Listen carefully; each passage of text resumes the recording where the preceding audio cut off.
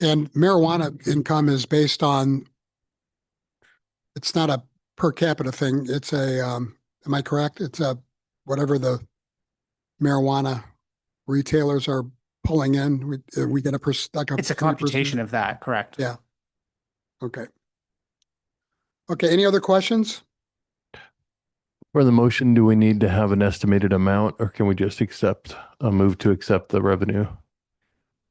So we have recommended motion language actually on your agenda, right in the front, under D. That details that out. We don't have the specific figures in there, just the categories of funds to be received.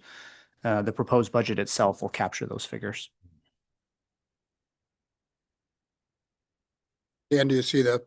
I do. I'm happy to make the motion, but I want to wait in case other people have questions.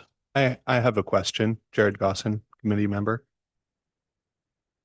Is this increase in revenue dependent on the tax bill that we're currently voting for to go through, or is this completely independent of that funding through the new legislature?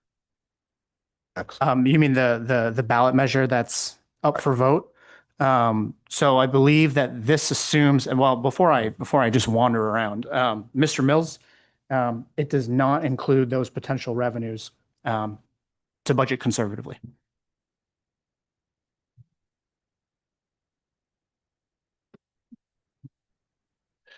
Any other questions? Discussion?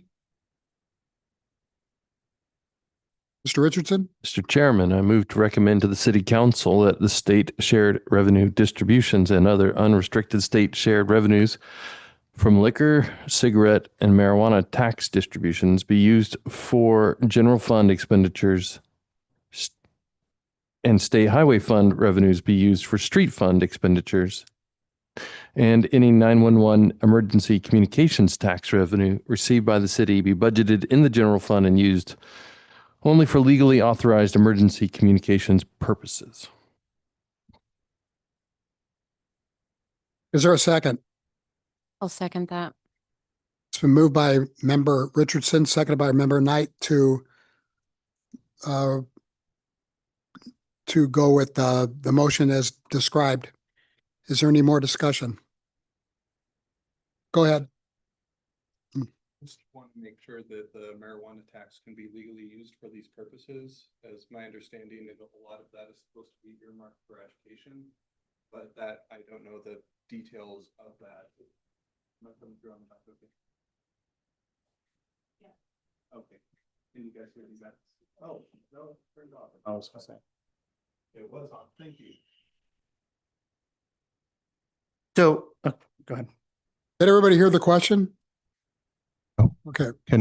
There we go. My question specifically, so everyone in Zoom can hear as well, is it okay to use these funds for these measures? Because my understanding is that marijuana taxes are supposed to be earmarked for education, but I know that it's not 100%. I don't know all the legal requirements, so I just wanted to bring that up as a discussion, as a concern before we vote for something we legally shouldn't be. So yes, this is a legally allowable receipt of these funds from the state. One of the other dynamics we have is some of the opioid settlement funds, which also have some pretty strict requirements around how those funds can be used. We have a IGA with Wasco County, where the uses of some of those opioid funds have been vetted under the guidelines that they've been provided. So there's that element too. Any other questions or discussion? Okay, all those in favor of the motion, please say aye. Aye. Any opposed? Motion carries. Thank you very much.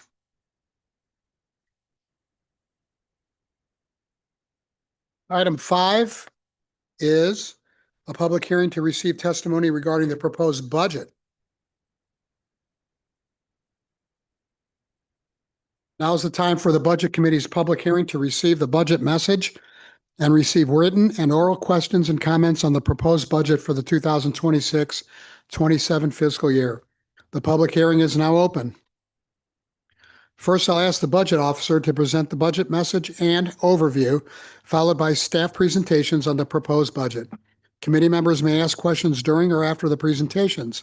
I'll then open the public testimony portion of the hearing.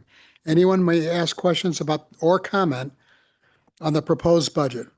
After public testimony is complete, the committee may deliberate, make additions or deletions, approve the budget, and approve the city's permanent property tax rate for later certification to the county assessor.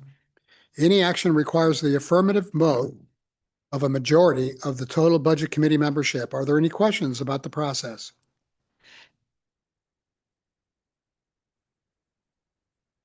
If not, we'll move on. Mr. Klebs?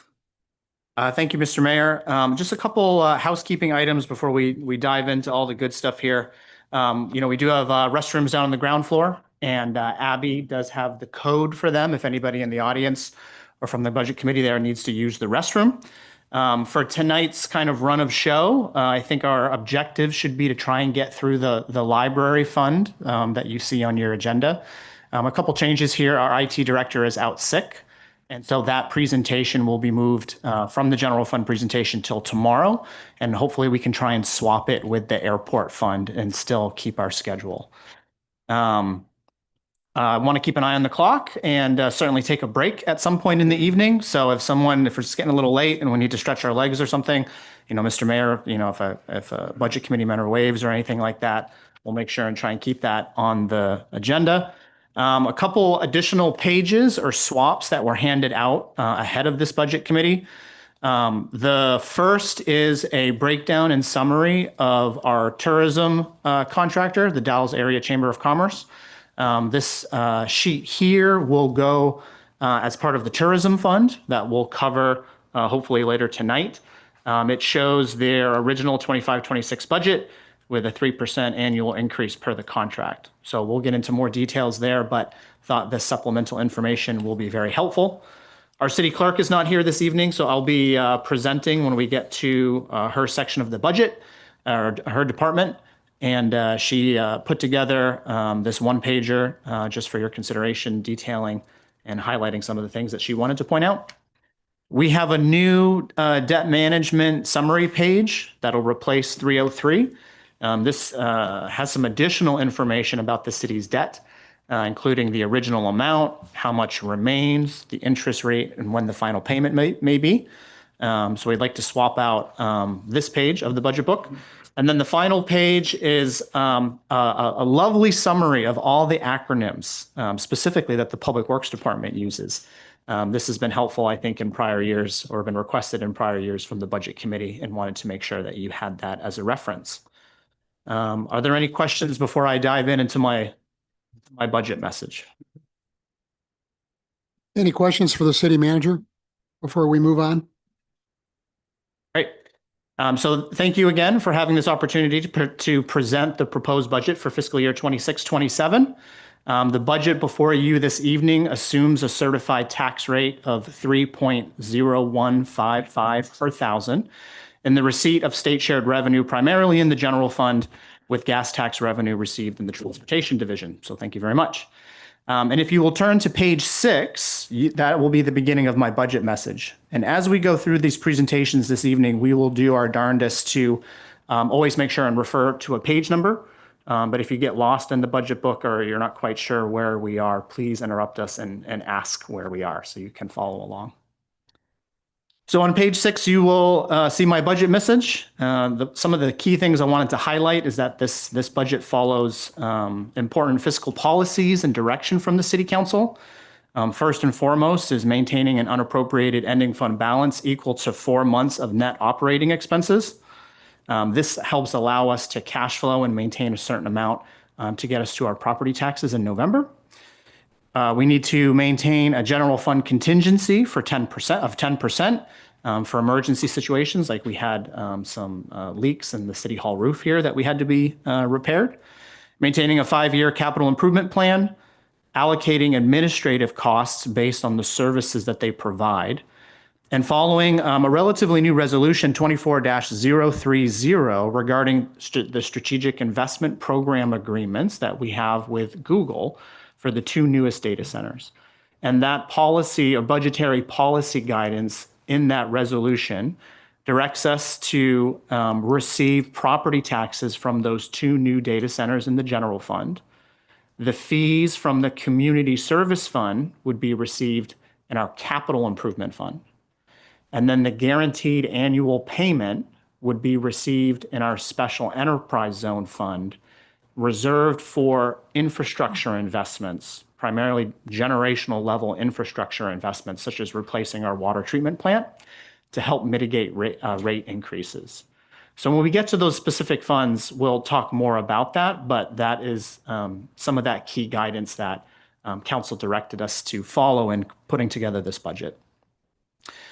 By following these fiscal policies and thoughtful and careful choices between the needs of today, investing in our community, and saving for the future, we've been able to present a balanced budget. As I mentioned, today the city is financially healthy. However, some funds are healthier than others, and certain funds are at some critical points, namely the transportation fund. Again, that we'll get into more when we get to that respective fund. The city also faces long-term generational infrastructure investment needs, deferred maintenance, and we need to continue to build and plan for these replacements. And while we are overall fiscally healthy, as noted in my budget message, we are facing a lot of the same projections and fiscal dynamics that other cities are having throughout Oregon, which in real brief, costs are outstripping revenue growth and deferred maintenance are growing challenges. A key factor in any budget is the balance between one-time expenditures and recurring funds or recurring expenditures. And this year, we've taken the opportunity to create a new fund that will help protect a stable future for the city and its service levels. This new fund is a Service Continuity Fund, or SCF, and this will receive funds as the city is able to put into the fund to stabilize or maintain service levels and needs should the city encounter what we're calling a qualifying event. A qualifying event could be a significant or unexpected drop in revenues due to something like a pandemic, an economic downturn, or a major industry retraction or collapse. We've seen that happen to other communities. We've seen that happen to our community. And this Service Continuity Fund will allow us to remain stable while we evaluate and make choices in response to that qualifying event. Should the Budget Committee recommend this proposed budget to the City Council, we've drafted a resolution that the Council would consider and adopt at their June meeting. And this resolution provides much more significant detail on the different types of qualifying events and the process on how we would actually access and use those funds. Now, while the Service Continuity Fund will help protect and stabilize the city against future potential impacts, we must also continue to invest into the needs of today and what we need to work and improve on. As such, this budget continues funding for a temporary position in human resources. It adds a new position in the water treatment division and an additional entry-level facilities position. A part-time temporary community development analyst is also recommended to assist in moving initiatives forward, such as the Housing Production Strategies Report. Unfortunately, the resources for this temporary position were not included in the proposed budget, and this will be an amendment that we're proposing when we present the Community Development Department fund, or Community Development Department presentation. These different positions are needed to continue to support improvements in city internal services. It reflects operational demands at the Wicks water treatment plant and its future replacement, and growing service demands related to new city facilities, including parking lots, streetscaping, downtown street trees, and the Federal Street Plaza. Now, this year, the City Council conducted a 1.5-day facilitated retreat to focus on creating a 3-year strategic plan, which begins on page 10. And in summary, this plan identified the following goals I just wanted to highlight. The first goal was public relations and community engagement. Second is public infrastructure and resources, including equipment and IT. Third is fiscal sustainability. Fourth, a safe, resilient, and thriving community. Fifth, housing production, affordability, and renovation. 6, economic vitality and resiliency. And the last was a strong workplace organization.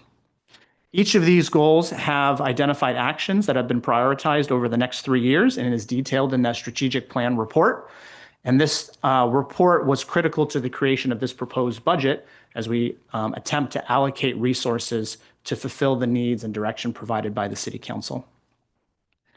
And so in closing, I have my budget message on page 9.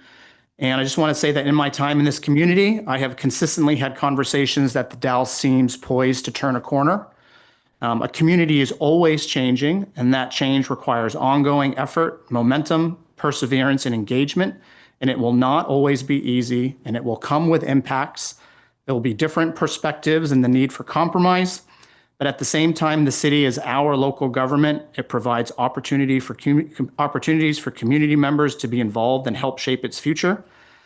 Local government provides a direct opportunity for residents to engage and influence outcomes that is not always possible at the state and federal level.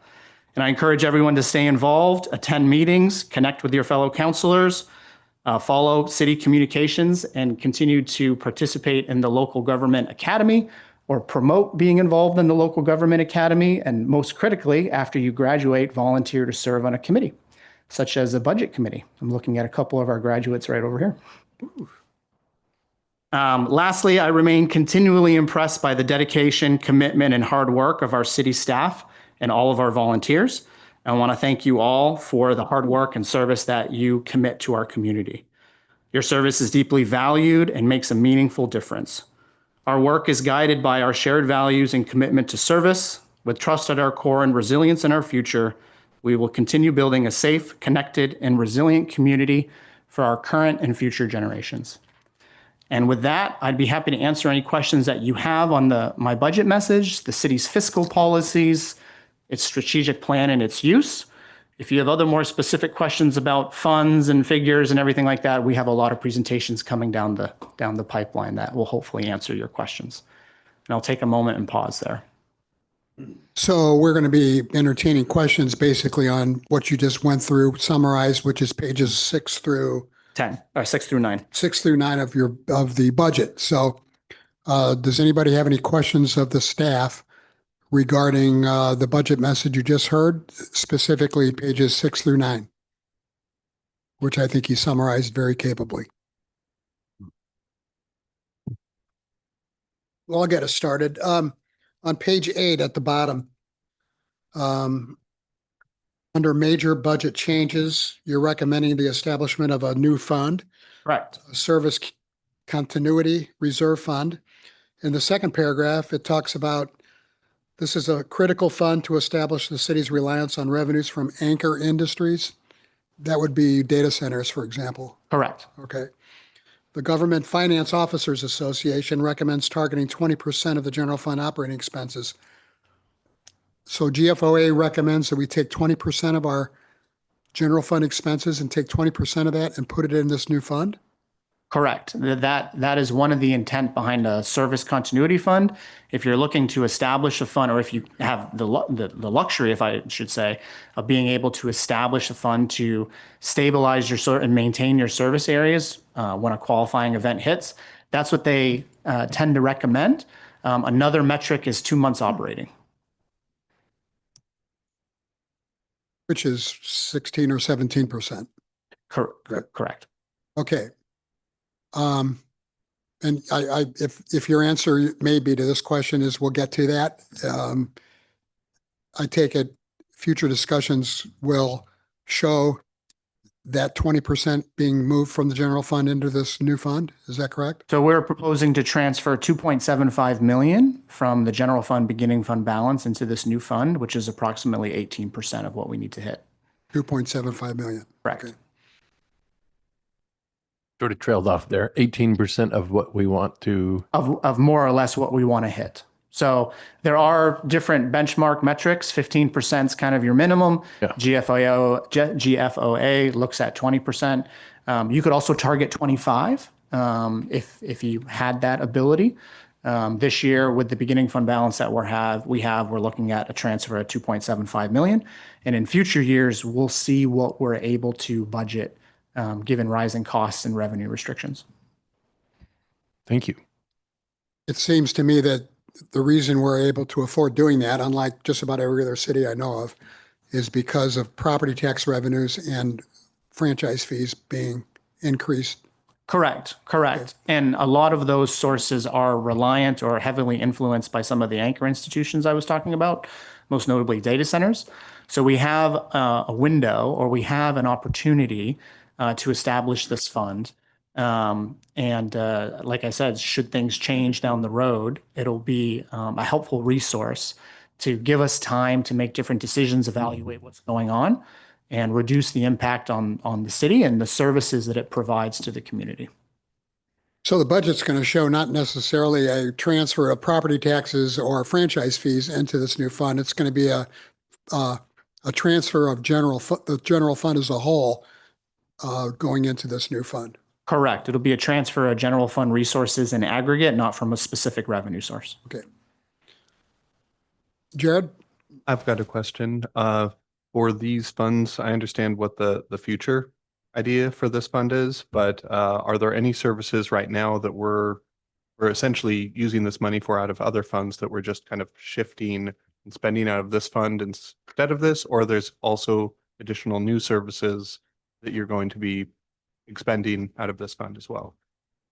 Kind of a two-part question is like, what are we paying for that we're already paying for in our year-to-year budget, and what are the new things that this new bucket will be used for? So I think to maybe try and answer your first question, we'll really take the presentations that you're going to hear from tonight and tomorrow to have that summary of what new expenses or some of the new positions that I've highlight might be new expenditures in the coming year. The Service Continuity Fund doesn't have any expenses proposed out of it this year. We would only draw from that fund when we have a qualifying event, such as a pandemic or a major industry retraction or 2009 economic crisis or something like that. And there would be a process to have a rationale to access those funds for that purpose. Does that answer your question? I'm not sure I captured it all. I think for the most part, it answers my question. So more or less, it's not a fund that we're going to be really taking this revenue and spending out of. It's like we're putting it into a savings account for a rainy day is essentially this fund is intent. Right. We're hoping to be able to maintain the service levels that we have when we encounter such an event. Thank you.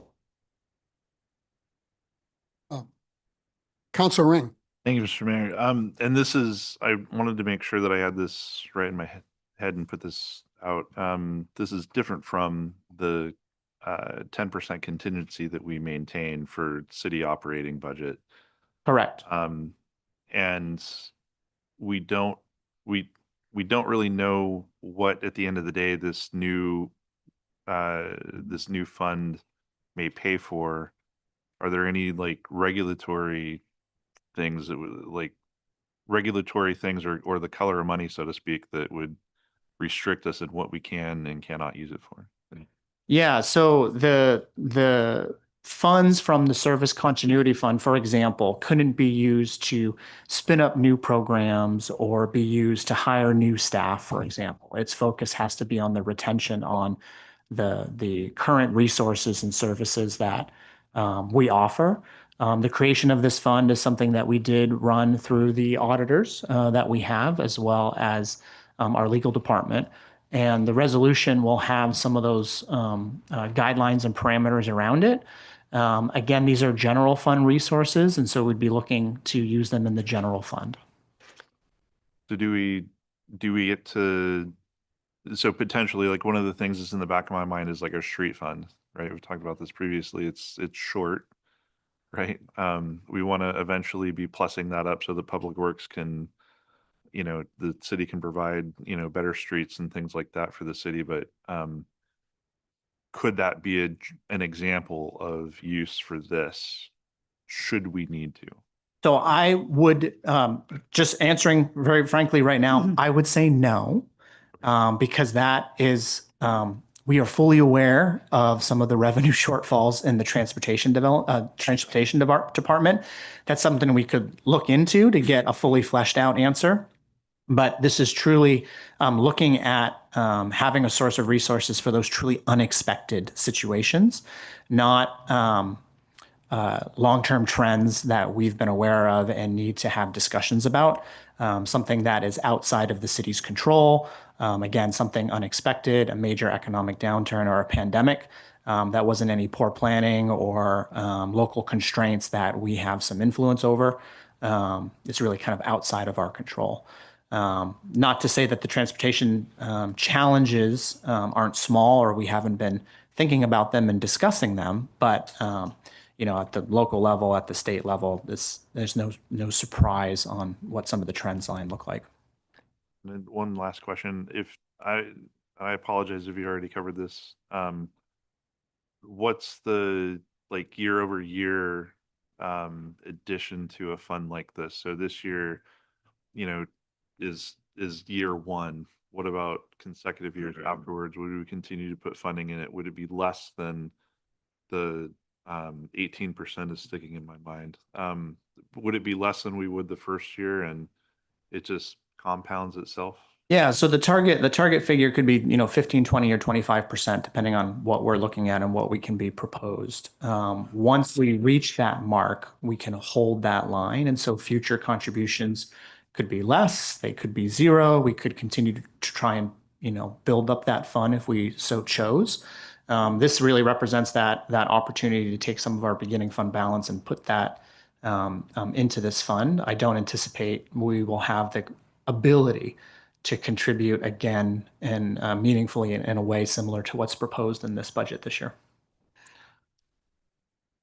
Member Serena Smith. So I was thinking that this sort of correlates for me, not as a savings account or a special projects fund, but as FEMA, right? There are bad things that happen, and FEMA has a budget to go and address an emergency situation. So I think that's how I'm thinking of it, is it's sort of like we're saving this money and setting it aside for an emergency situation. In a sense, I would agree with that. I want to be distinct, though, that this is not like our annual contingency fund. And so when we have a roof failure here, for example, it will not be, these resources won't be looked at for those kinds of events. The first place to look would be the contingency for that particular budget year.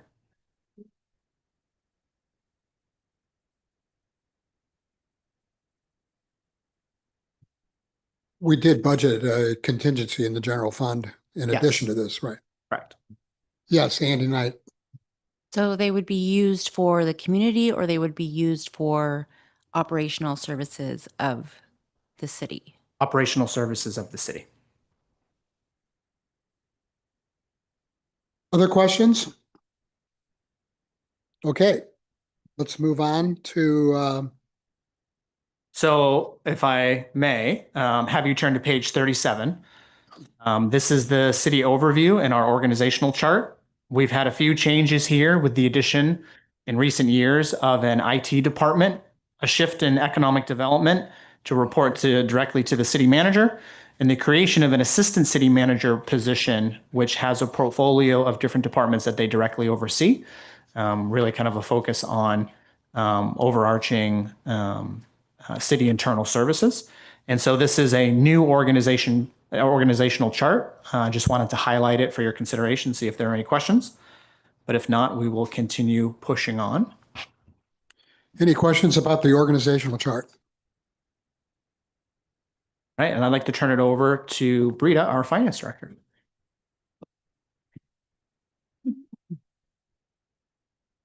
Good evening. So if you turn to page 44, I'll give a brief overview of our budget process. If you were unable to make our budget 101 meeting in March, I'll give kind of a quick recap now. So in January and February, we, the city manager and myself, meet with department heads and program managers. We start reviewing expenditures and revenues year to date and look at projected revenues and expenditures for the remainder of the year. Each department submits their budget proposal, which is then reviewed by myself and the city manager. The overall budget comes together and is presented to the budget committee this evening. After the budget committee approves a budget, it goes to city council for consideration and adoption in June. If the council changes the budget committee's recommended budget by more than 10% of a respective fund, the budget has to be renoticed and sent back to the budget committee for consideration.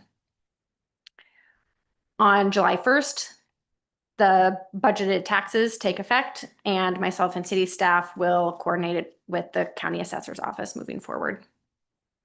Any changes with the adopted budget would come before council as an amendment or supplemental budget. If you turn to page 49, I'll give a brief overview of the revenue. So a few of the main revenue sources for the city. Franchise fees are one of the primary funding sources for the city. Franchise fees are fees paid by entities that use or benefit from the city's right-of-way. These are typically based on a percentage of gross revenue. As you can see on page 50, we have several different types of franchise agreements, and we have some that go directly into the general fund and some that are public works related. You can see that the general fund franchise agreements include PUD, different cable television and telecommunication companies, and the Dalles disposal. Public works franchise agreements include Northwest Natural Gas, Chenoweth Water District, and internal transfers, which are fees the street department charges the water and sewer departments for right-of-way use. The Chenoweth Water District franchise agreement is a new agreement this year. You can see that this year it is 1% of gross revenues. It is a 5-year agreement that will ramp up to 5% after 5 years. The largest franchise fee payer is Northern Wasco PUD at 3% of their gross revenues. That particular revenue line item has seen dramatic growth due to data centers in the last number of years. On page 51, you'll see that property taxes are also another main source of revenue for the city. Property taxes make up approximately 30% of the general fund revenue, and franchise fees make up about 44%. That being said, actual revenues, both on the property tax side and franchise fee side, have been higher than projected due to the new data center agreements. And with that, I'll turn it back over to the city manager. So if you turn to page 52, we have a summary of the enterprise zone agreements and the strategic investment program agreements that we have. This is a complicated couple of pages, but there's a lot of really good detail here. We've really tried to break out the initial payments and the recurring payments associated with these different agreements. But in summary, so I get to my summary. We originally had 3 enterprise zone agreements. The first one is expired, and that data center is on the tax rolls. We have 2 remaining enterprise zone agreements, and the fee payments from one of the remaining enterprise zone agreements is received in the general fund. The second payment, or the second enterprise zone agreement, we receive in the special enterprise reserve fund. That is the Taylor Lakes data center, or kind of the cube that we have out there. The fee payment from that agreement is a little over $900,000 received in the special enterprise zone fund, as I mentioned. The SIP payments, both also have initial payments. They were $1.5 million each. Both of those initial payments have been received, and they're in the special enterprise zone reserve fund. The community service fee, as I mentioned, goes into the capital improvement fund, and that was $432,000 this year. And then the guaranteed annual payment for our infrastructure projects was $2.878 million. And that's just from the first of the 2 new data centers. You'll see more in detail when we go over the special enterprise reserve fund itself, but that's another key source of revenue that we have. So if you turn to page 58, a brief overview of the contingency for the general fund. As mentioned previously by the city manager, we budget 10% of the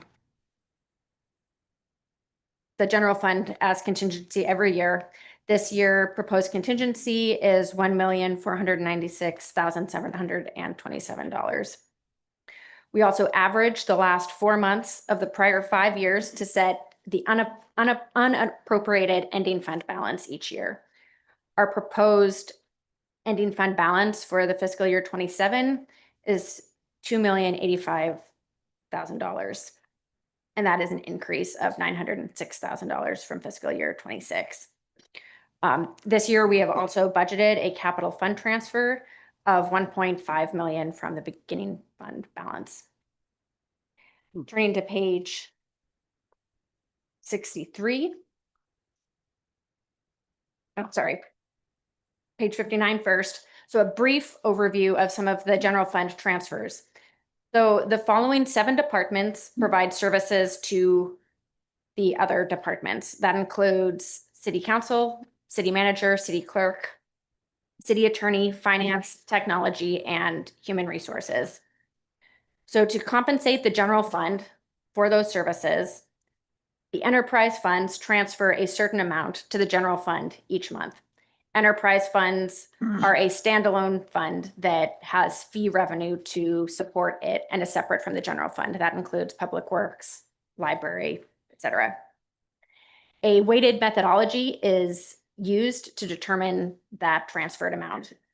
We do intend to review this methodology over the next fiscal year. If you turn to page 63, you'll see certain fund transfers that reflect this concept of transfers back to the general fund. A few additional transfers I want to highlight are the transfer to the service continuity fund that the city manager mentioned, the $2.75 million. The capital project fund transfer of $1.5 million. A transfer to the airport for ongoing operational support. And a tourism fund to the general fund, which we will speak more to when we review the tourism fund. Turn it back over to the city manager. At what point do you want questions as we go, or do you want us to wait for a certain? It sounds like you have a burning question right now, so why don't you go ahead? I don't know if it's burning. Yeah, go ahead. The Now- appropriate time would be as we go, okay.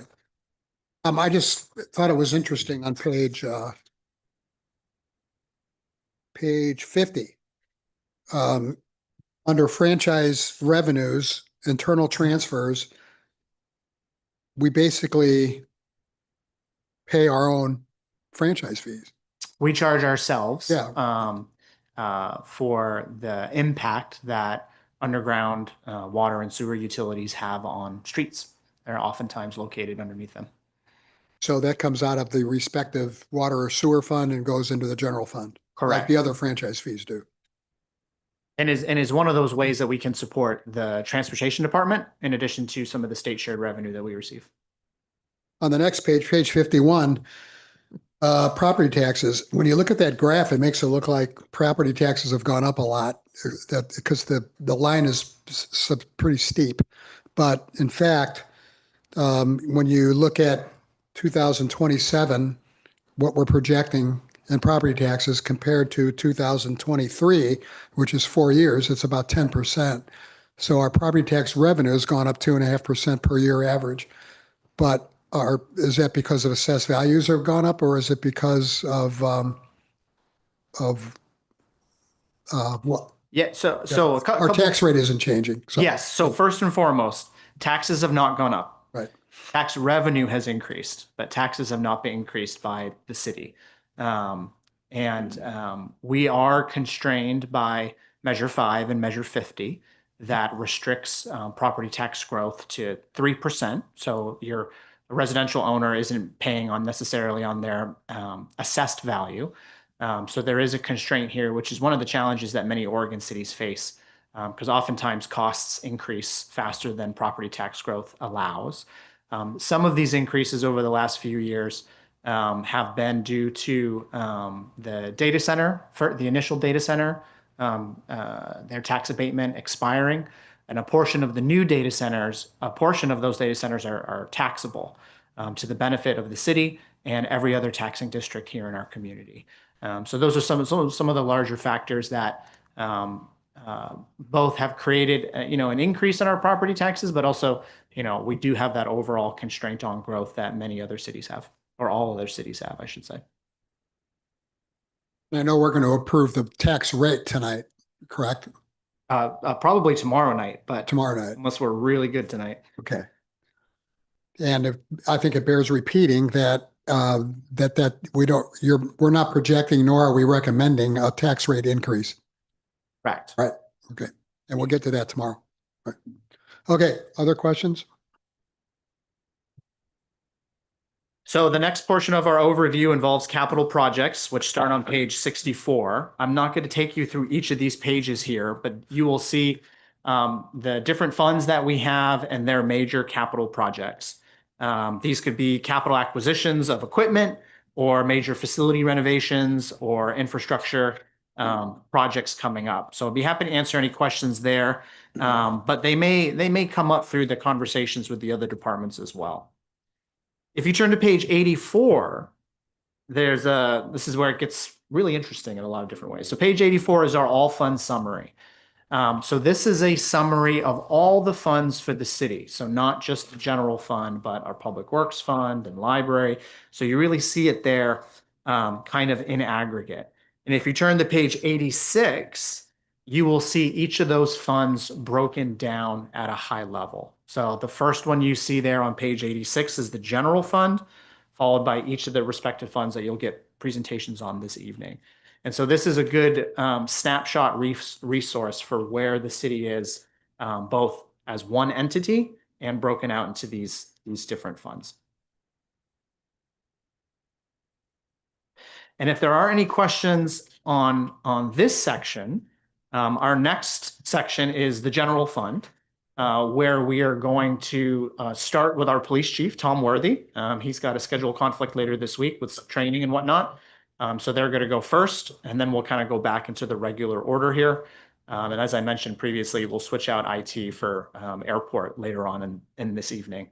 But I'd be happy to take any questions before we move on. Councilor Ring. Thank you, Mr. Mayor. I just wanted a quick sanity check on my math. The the contingency policies says that we're maintaining that 10% policy, but I think the number, the 1.4 is inclusive of that percentage from the fund summary minus the sorry, I'm trying to follow my notes. But it excludes the capital outlay, which I think is about $200,000, right? So that's how we arrive at the 10% of 1 point. Right, it's that net operating. Okay, thank you. Which does not include some of the capital outlay components. Right. Okay, sorry. Yeah, I had a note to run through the numbers this evening with you because I was coming up with a slightly higher number than 1 point. Basically 1.5. Yeah, thanks. Councilor McLaughlin. On page 84, other financing sources, year 25, 26. What is that number in that column? So that is our strategic investment program payment. That's the component of the gap or the guaranteed annual payment that's received in the Special Enterprise Reserve Fund. So that's why in the prior year, we had $1 in that category as a placeholder for that line item.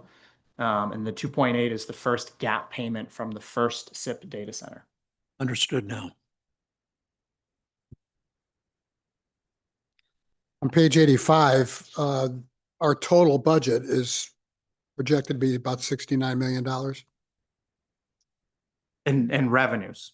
in revenue, which is exactly equal to the 26 budget in revenue. Close, almost, yeah. Oh, rounding. You rounded off. Well, and some of the big changes here, one of the big swings was the number of grants that we're anticipating. So if you go to page 84, you'll see that last year we budgeted 3.2 for grants, and this year we're budgeting 1.4. And that's, kind of offset by the SIP payment that's coming in, and a few other adjustments in miscellaneous fees and intergovernmental revenue. So you take those different changes into account, and it almost equals. Other questions?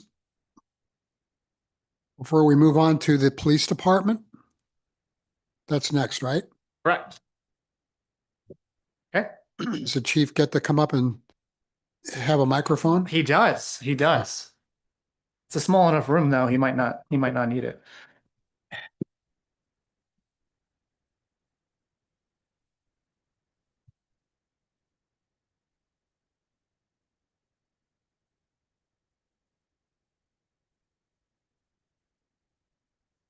Ready, sir?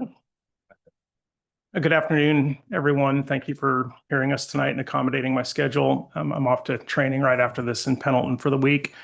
For the room, my name is Tom Worthy. I'm the police chief here in the city of the Dalles, and I've just crossed my 5-year anniversary here with the city, and so I'm very pleased to be here. And after 5 years, I'm finally getting a little bit of a hang of it. With me tonight is Captain Carrico in the suit, and next to him is Sergeant Doug Kramer, who amounts to a good deal of our department leadership team. I just want to acknowledge their tenure here with the department. Captain Carrico has 30 years on, and next month, Sergeant Kramer will have been on the department for 25 years. So if you take out the three of us, then the average tenure drops to about 10 years. So we're blowing out the averages there. I also want to mention that as we're here tonight, today is Police Memorial Day, and it's National Police Week. And back in Washington, D.C., they're carving the names of the officers who have given their lives in the line of duty. And so I thank you for hearing us, and I want to remember them in this presentation as well. So our budget development process has been touched on a little bit, but I want to give it to you from my perspective as well as the police chief and a department chief here in the city. This really began back in January. In January, we began meetings. We began evaluating our budget, where we were, and what we intended on accomplishing in the forthcoming year. It was a collaborative event, as it always is, and we worked together with city leadership and department leadership to really hone our goals and our objectives for this year and determine what it was that we wanted to try and accomplish and what we thought we could finish in this year. We had multiple meetings with a goal of consensus building. And in that consensus, we also had an eye towards fiscal sustainability, which is City Council goal number 3. And so for everything that we've done here in this budget development process, we've tried to relate that back to City Council goal setting and align our work with the work of the City Council. 71. Sorry. Also, we had in mind to make reasonable budget cuts where we could, to align with our actual need of the department rather than our aspirational need. Sometimes it's hard to conclude projects in a year, and we want to make sure that we limited our growth to 3% or less within the department. Budgeting, as you know, is estimation, and that can sometimes be hard to see the future.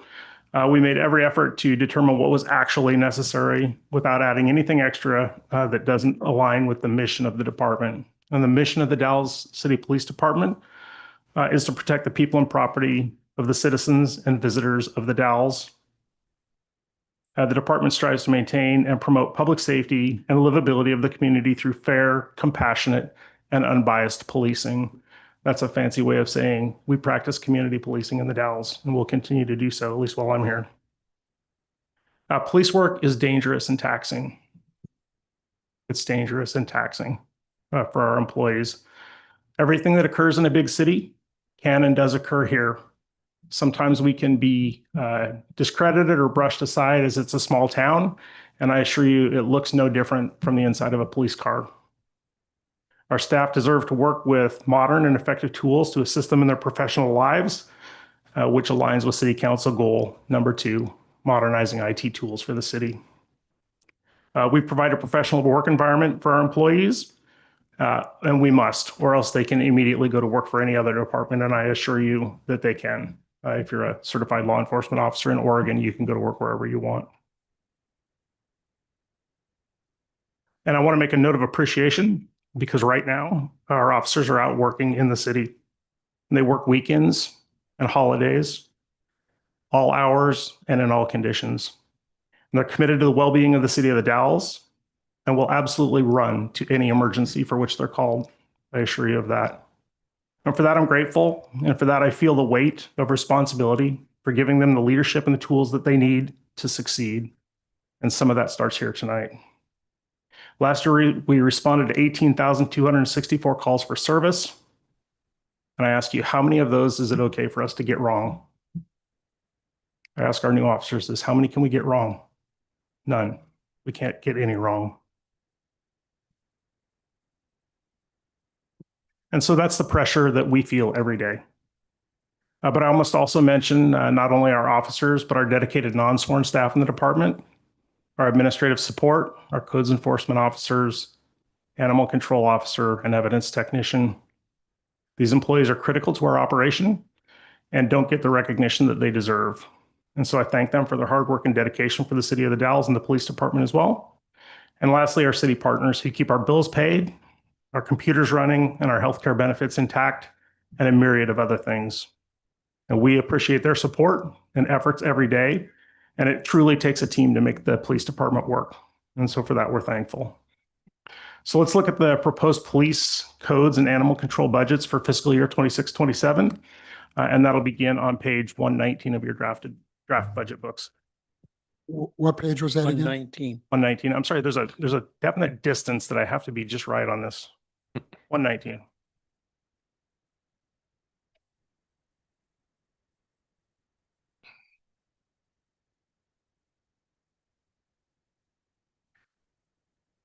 Okay, so as we discussed a little bit earlier, we are a general fund department, as is evidenced by the interfund transfer, which we do not participate. We just get general fund.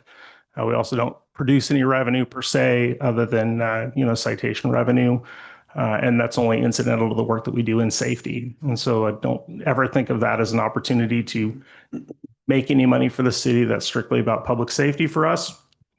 We have several goals that we've outlined for fiscal year 26-27, not the least of which is the CAD RMS project. Is everybody familiar with that project? Do you know what I'm talking about? CAD means computer aided dispatch. Records, RMS means records management system. Every police department has these tools, and our tools are distinctly aged in this city. Many of you have heard me discuss this particular issue. And our current CAD system looks like we're playing Oregon Trail. Literally, it looks like that. And so we have to get modern. And this is a part of council goal number 3, modern IT infrastructure for the city. And it also helps us in retaining and managing our employees here in the city because they want to work with good tools, and so do I. And that also enables and engenders us to be able to go forth and practice things like evidence-based policing or data-driven approaches to crime and traffic safety, and be modern and effective in how we use our limited resources. And so that's our number one big initiative, I guess you would say. And so we'll talk more about that later. We maintain a diverse workforce sufficient to meet the mission of the department, which means full staffing. Full staffing has been a goal of ours going forward for a number of years now, and we've had peaks and valleys in that. And I'm happy to report that we're currently fully staffed. Every position that we're authorized to have has a name next to it. So that's fantastic. We staff our traffic position now, which was a call from the city. We heard it repeatedly that people wanted more traffic enforcement, and frankly, we needed it. There was some driving behavior that was not great around the city of the Dalles, and we've addressed that through enforcement, targeted enforcement, especially around schools, work zones, dangerous driving behavior, and been very successful there. I'm going to try and speed up a little bit because we got a lot of ground to plow here. We also returned to the MINT team, which is the Mid-Columbia Interagency Narcotics Task Force, where we have a detective working on drug crime problems and the related disorder that follows that. And we also still have a aspirational position of a business liaison position within the department, to work with our business communities to reduce retail theft, internal theft, disorder within our stores and businesses around town. And we hope to get that position also filled in this year. The position description is written. We're just waiting for the right moment to execute that. We intend to execute community policing strategies, including participation in National Night Out, community safety events, parades, downtown Halloween, Witches Walk. So many events in this town. There's so many events, and every one of them we're involved in and we participate. And that does take a drain on resources. It takes people right off the road, answering 911 calls for service to go police those events. And we're there. And we always answer the call for duty there. We had asked to gain consensus on requested staffing plan for TDPD. Over time, we want to right-size the department so it aligns with the requested service levels of the department. And so there's work left to be done there, and we'll continue to do so.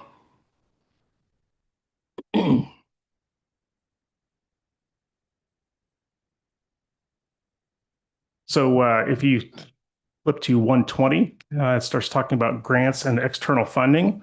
The department has been successful in grant writing in the last several years. Last year, we received grants for both a drug incinerator and a body-worn camera dock grant for the department to help us better meet the needs of the department. We'll come to it in a minute too, but there's an entity called Covanta, which is a waste-to-energy plant where we disposed of evidence that closed down for environmental regulation, leaving us with no ability to dispose of drugs and other sensitive items. And so we got a grant to purchase an incinerator that we can run locally, and we've used it, and it's proven to be super effective in reducing the number of items that we have to care for and maintain in the evidence locker. So happy to report that.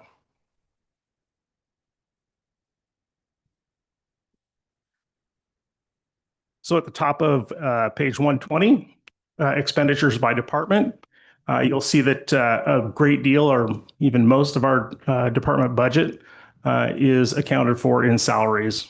And we're a very person-heavy business, and we have to have officers available, trained, and ready to go out into the field to answer calls. That's what we do every day. If you go down 4 lines, it says DUI overtime salaries. That's a grant that we get from Oregon Traffic Safety Division through ODOT. And while it says DUI, that's not just DUI. That's how it's titled here. Some of those grants include safety belt use, speeding, distracted driving, and of course DUI. So we count on those to help make our roads safer around town as well. If you drop down a little bit lower to Emergency Operations Center, City County Share, you'll see that cost rose from $9,000 to $11,000. That's at the request of Wasco County and the Sheriff's Department, where we contract for services for emergency management. And that's not something that we were in control of. That cost increase came from outside as a pass-through expense, which we intend to meet with this budget. Also, I should have mentioned before, so rather than just taking the category and line item, I'm going to go one level deeper and speak to anything that's risen or reduced. I feel like this is coming and going. Is this off still? Okay. Anything that's risen or fallen, or anything of special note within the department's budget. And so if you run down about 4 more lines, it says Northwest Accreditation Yearly Service Fee. That's the fee that we pay to the Northwest Accreditation Alliance to accredit and evaluate our department.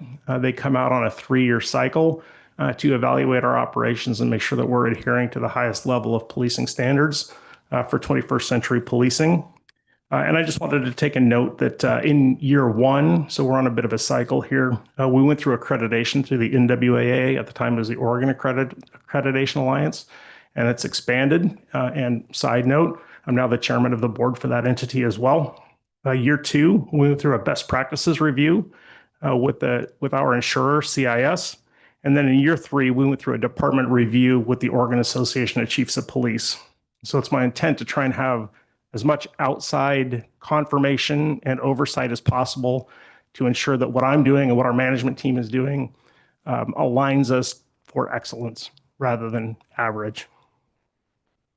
And in 26-27, we will go through the reaccreditation cycle. which we're preparing for now.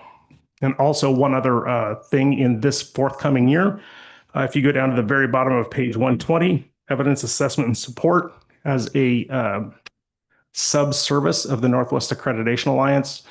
We intend to contract with a property and evidence room expert to come in and review our operations there. Because while it seems that police work can be hazardous in the field, it's dead dangerous right in the property room.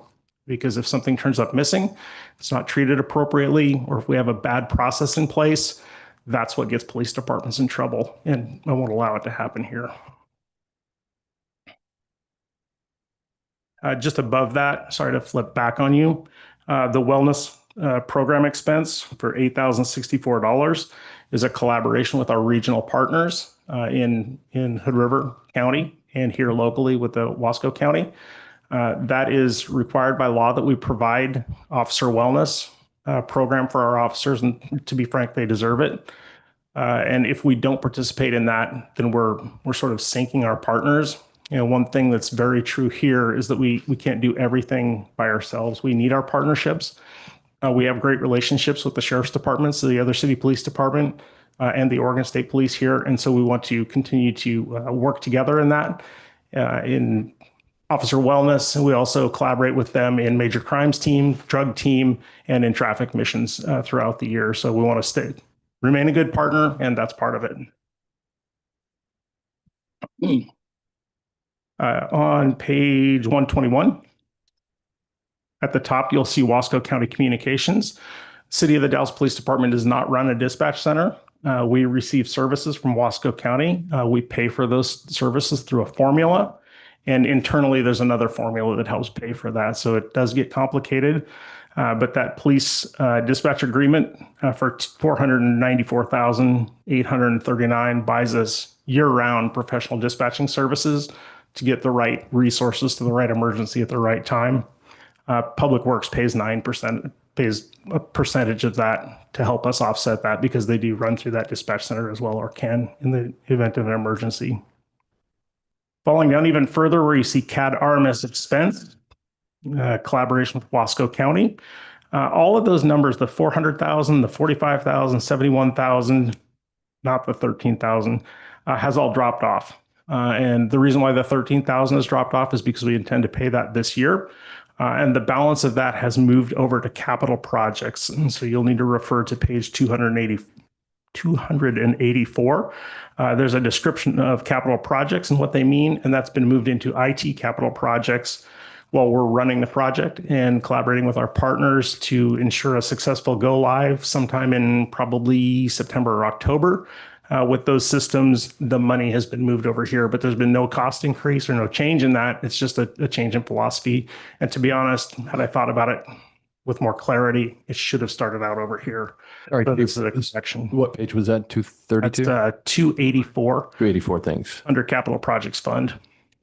And you'll spot it right at the very bottom. It says CAD RMS project 52233. And again, that's exclusive of the county provided coding. We contracted with Wasco County IT to do some data migration for us, extract some cases out of our old system and move them forward into the new system. So we have that historical knowledge as we go forward. That's a big one. So I'm going to pause for any questions if anybody has anything about that. How is that migration? How is the CAD RMS project going? We've had a project delay. We struggled with our initial project manager on the vendor side, and they made a change. And in the place of our original project manager, they gave us two, a main PM and an assistant to get us moving forward. So we've recovered quite a bit. Also within scope of that project are probably 18 interfaces. And for technology projects, interfacing is very difficult. Some of them are bidirectional interfaces, and some of them are just sending information one direction. So we've had about a 4-month delay. That's not the end of the world. We did that intentionally. We could have probably forced forward and gone live at the end of June, but that would have been at the detriment of the project. And it would have had all of our officers thinking, what is this that you bought? How's this, this is too difficult for me. So we made a business decision to delay that go live, work on getting back on schedule and getting those interfaces aligned before we go to training and then go live. But generally speaking, our collaboration with the county is still strong. We're aligned in what we're trying to do. And at the end of this, we'll be in a far, far better place than we are now. You were very clear in our conversations on budget and on council that this was a risky proposition, or at least carried some amount of risk as an IT project. It is risky. These projects can fail. This one's not going to. I like where we are on it.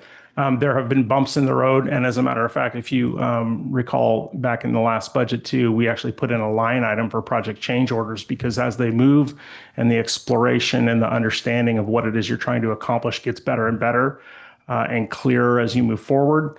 Sometimes there's a money impact, and so far we've held that off. There have been some interfaces that we have decommissioned and some that we have brought into the project, but so far it's been a balance. And so I'm pleased with where we are. Did I expect this? I hoped not, but here we are. And so we'll get live in probably September, October. All right. Thank you very much. Sure. Continuing down. Chief, One of the things that we talked about at the last budget meeting last year was that you did have a little bit of contingency for those change orders and things that pop up, right? How's that contingency? We're still good? We're still good on that. That was $45,000, I think, in the last budget, which is going to carry forward. It's sort of to cover, like if an interface, like say a vendor on the other side of the interface chooses to charge us for that, that's beyond our control and it's beyond what we could have known at the initiation of the project. So I'm still happy with that. It's nice to have there, and ideally I'd like to give it all back to you in the end. I've got some questions as well. go ahead. Jared Gossin, I was just, and thank you for delaying that project versus pushing forward with hard dates. I've seen so many projects fail and fall flat because people are impatient. So I just wanted to thank you on that. But my question is more around, what is that, page 124? And I just wanted, top of 123. I just wanted to make sure that this wasn't like a clerical oversight, because I see that there's a lease storage system for 7 in-car video systems that was adopted last year that isn't in this year. But if it's a lease, I would have expected to see it again. So I'm guessing it's taken care of and you don't need the lease anymore.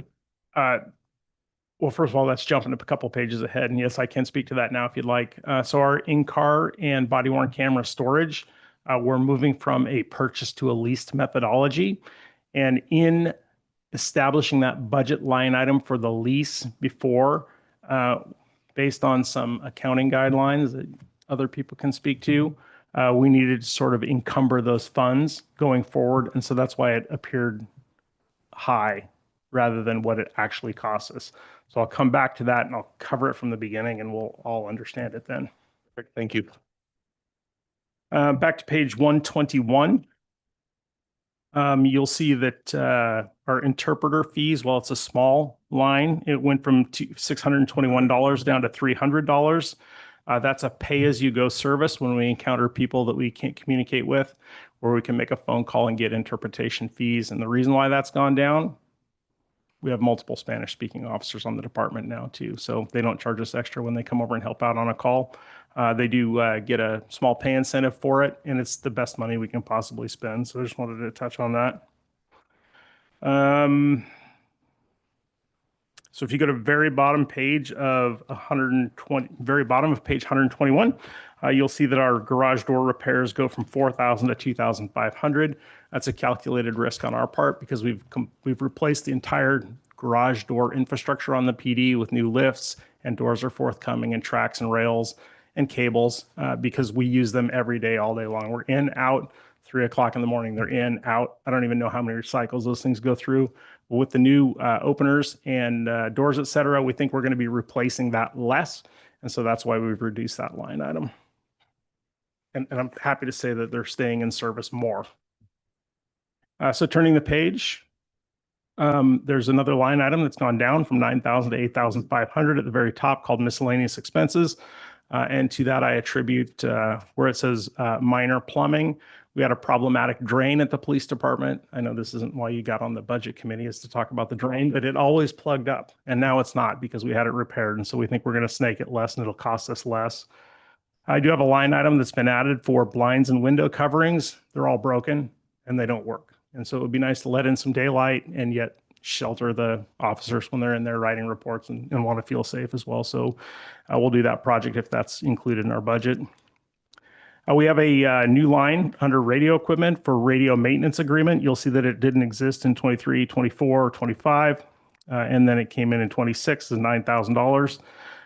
That is a agreement with a vendor to come in and check our infrastructure for the radios, not this, but the part that it connects to up on the hill, and make sure that it's. I'm sorry, we've got an officer calling for emergency cover right now. That distracts me every time. So that's, hang on a sec. Wouldn't you look at that? Sorry about that. You can hear it in their voice when they need help. What was I talking about? Radio infrastructure. Yeah.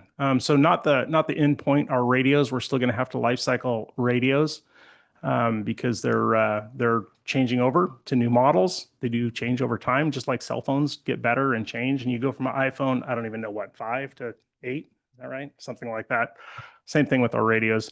But this agreement has an annual maintenance where they come in, check the tune on all of our radios, check our infrastructure, and make sure that it's speaking as efficiently as possible with the dispatcher on the other end.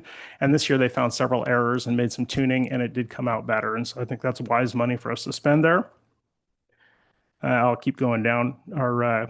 If you see under vehicles, and it says 10 in-car printers to use with new CAD and printer mounts. That's for our electronic ticketing and crash reporting. That will be a aspect of the new CAD RMS project, a very visible aspect. We still write tickets the way they did in, I don't know, when did we start? 1858. On a piece of paper, and that's not the normal way to do it. Anybody else would be using electronic software to do that. It speeds up the process and gets the officers off the side of the road more quickly, and it delivers those citations to the court in a much more legible and less error-prone way. So those mobile ticketing printers and mounts and docks for them are in this budget. We're hoping to get that implemented in our patrol cars soon. If you drop down to under hepatitis program, you'll see that it goes from a small amount to no amount. That's accreditable. What's the word I'm trying for? Okay. Yeah, accounted for in our new health insurance. So our health insurance includes all that. We haven't had a need to send somebody up for hepatitis shots that isn't covered by their insurance. And then under advertising, if you see social media boosts, we've lowered that by $250 as well, just because we already have wide reach around town. And it's unusual that we need to boost those posts. And the last time I tried to boost a post, they shut my credit card down because it looked like fraud. So I'm not doing that much anymore. But that's just the reason behind that is we already have wide reach. So turning to page 123, and here's your question, Mr. Gossen. Is about video storage, and I touched on this. We're moving from the owned methodology to the leased methodology. There's an advantage to that for us because all of that technology is evolving quickly. Body cameras are getting faster and doing more, frankly, as well as in-car cameras. And for us to stay current on that rather than work with old, outdated equipment that we then have a large bubble in our budget to replace those, it just makes sense. So that's why we're doing that and not encumbering those costs now for accounting purposes. And that's as deep as I can get on that. So, okay. Just on clarity on that question, I saw it dropped off in the 2027 budget on that item. You're saying that it's kind of part of the evidence library video cost now? Did it shift?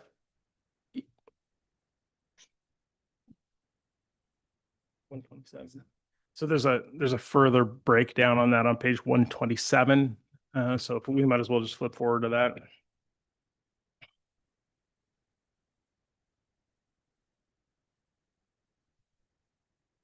So that was in a couple of different places in the budget. Now it's here on page 127. And so this spells out what vintage of camera we have in what year of the lease, which is why it gets complicated, right?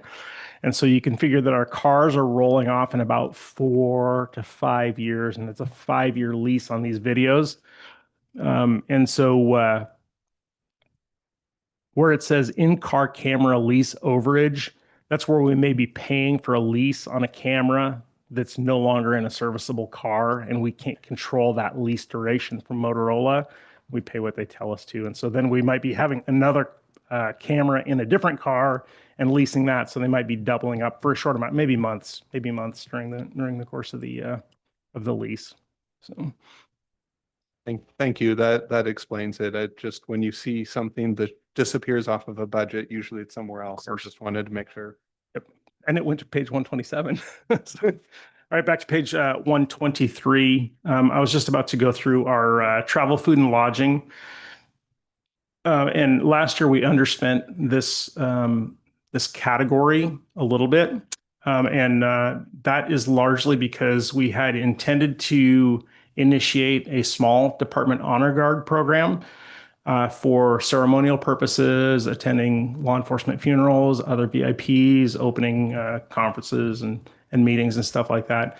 And we did not receive interest from the officers on that. That used to be a really cherished and sought after assignment, but not here right now anyway. So we've removed that. And so that accounts for some of the over budgeting in that. And to be honest with you, if you remember last year, I fought for that and I wanted that and I still do. But apparently I was the only one because nobody else came along for the ride. And that's okay. We're not going to force anybody into an assignment that they don't want to do. So OACP Spring Conference, 4 of us are going. That starts tonight. We're all heading up there afterwards. That's part of our travel, food, and lodging. And then if you drop down to DUI Training Conference, about 6 or so down, that's an area of growing interest in the department. We're getting better at it and we're doing more of it. And so that conference also comes with their scholarships are available. Again, we've been successful in getting scholarships that we apply for. It's kind of the magic of how you write it. And so while we're budgeting, almost $1,000 there, we may be able to get that for free. So that's an example of where we might budget for it and come in under. It doesn't mean that we didn't get the training. The LEDS conference, where it says 2 people, 3 nights. That is actually a free conference. That's for our support staff who also need training and professional development in their careers. And so we always schedule for that as well. And then if you look down to training at conferences, the summary line item, it goes from 31,335 to 24,350. And that's where we're just trying to sharpen that point to get down to exactly what we need and not any more than that.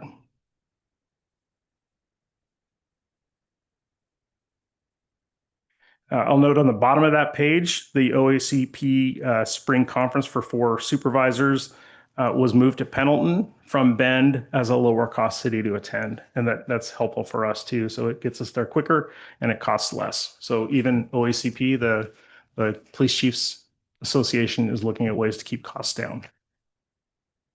So page 124.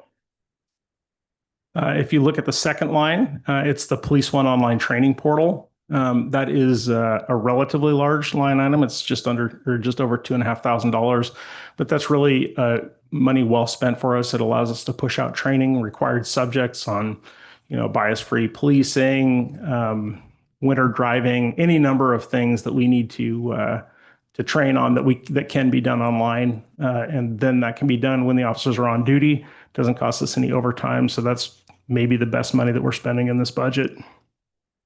Right below that is the DUI conference and ARIDE training. ARIDE stands for Advanced Roadside Detection and Enforcement. It's sort of a DUI officer plus that can recognize more than just a standard alcohol DUI and provide professional and very detailed investigations. And we may also be moving towards a DRE or a drug recognition expert program on the department. We have people that are qualified for it and interested. And so more on that in the future. So dropping about halfway down the page, it says tuition reimbursement. and it went from 8,000 to 2,500. And that was sort of a business decision on our part. The city does have a policy to reimburse tuition for officers if they want to go for additional education and professional development, like college classes. Right now, we don't have any notice that someone's doing that at the time. And so we sort of took a calculated risk there to reduce that line. 2 lines below that is the honor guard. And again, I'm sorry to report there was no interest in that, but that line item's gone away for the moment.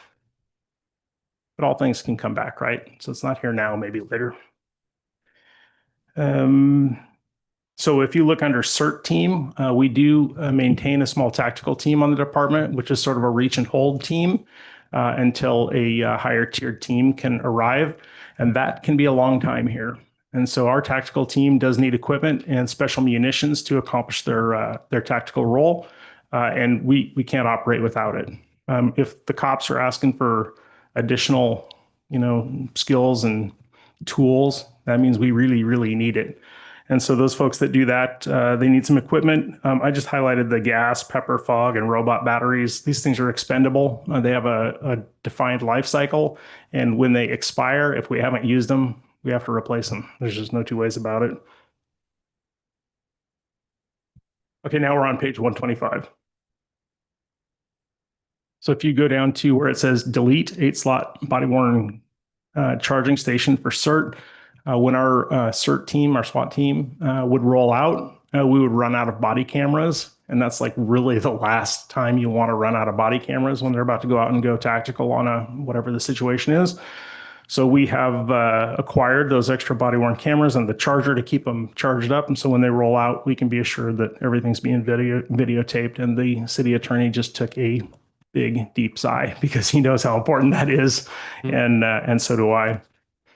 We do have a line item for a rifle rated ballistic shield. That's a safety item in my mind. And those things are incredibly expensive. It'll be $6,000 probably just for one of those if we can find one for that price. But that falls under the category of when you need it, you really, really need it. Let's hope we never need it. And then if you go to the line that says reserves, the department formerly ran a reserve program for people who wanted to volunteer and help us in the field, get some level of training and come out and work alongside the officers, generally directly with them, to help keep the community safe. And the industry as a whole has sort of turned away from that approach.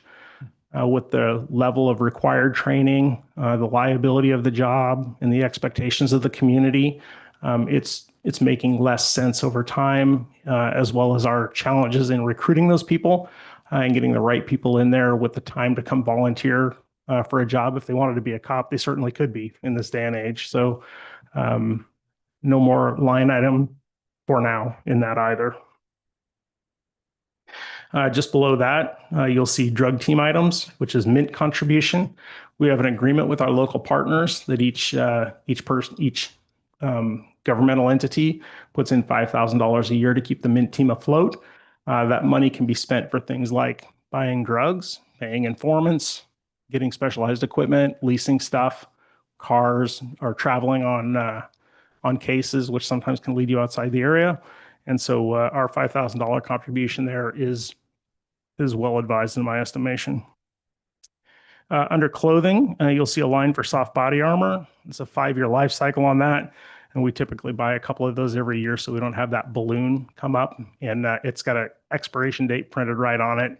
There's no way to get around it. The last thing you want is a cop wearing expired body armor. The clothing allowance for detectives, that's a contract item. We're obligated to pay them a small amount of money to keep them dressed while they're working. And to be honest, sometimes they need it for keeping stuff that they wreck in the line of duty, which does happen. Uniform badge replacement shortly below that. Project complete. I'm wearing our new department badge now. Our old badges were extremely scratched up and old and broken. Had been soldered back together in a number of cases. And so I thank the budget committee and the city council for our new badges. They look great. And I think that they honor our heritage in the department, the history of the town, where we've been and where we want to go. So thank you for that. Okay, moving along. Next page, top of 126, employee recognition just went up the standard 3%, but I just wanted to note that that's for department awards And if people retire or leave the department, we want to give them a memorandum or a memorial for their service. And that comes right out of that line item. A lot of the rest of this is pretty standard stuff. There is Narcan in there. That's an anti-opioid medication that we administer in the field and keeps people alive. We've only got $1,000 in that line item, but we know other places where we can get it who will give it to us because we're out there amongst them.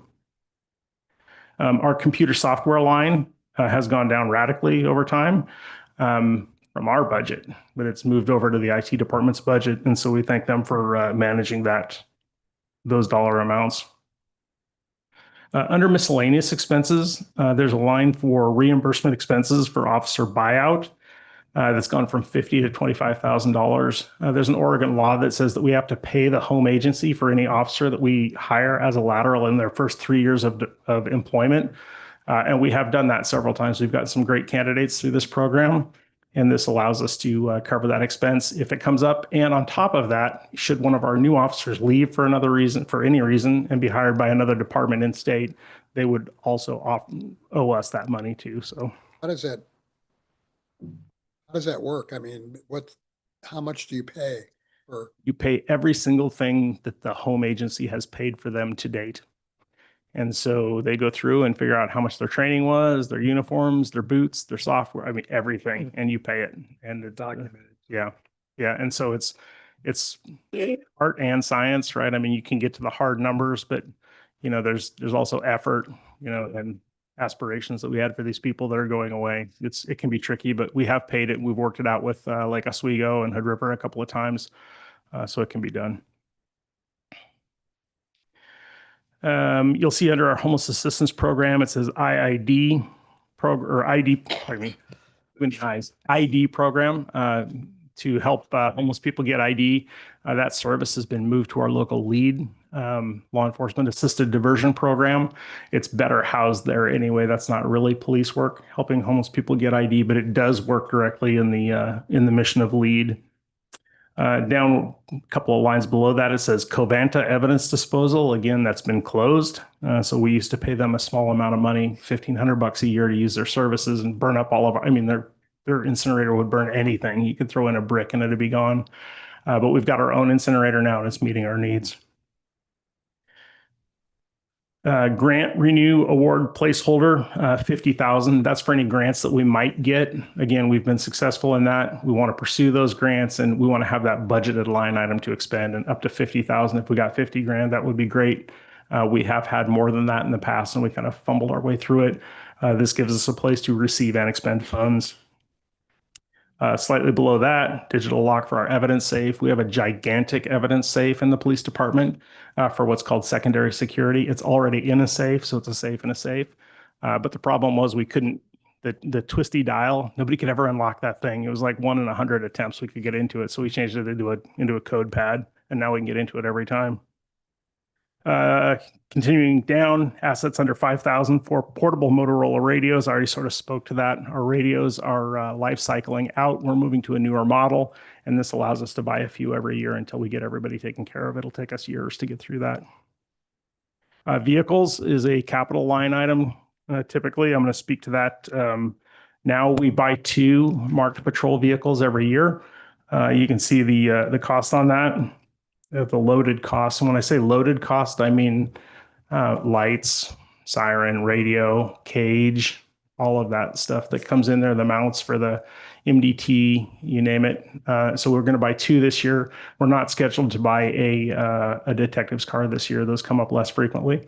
And so 2 marked patrol cars this year it is.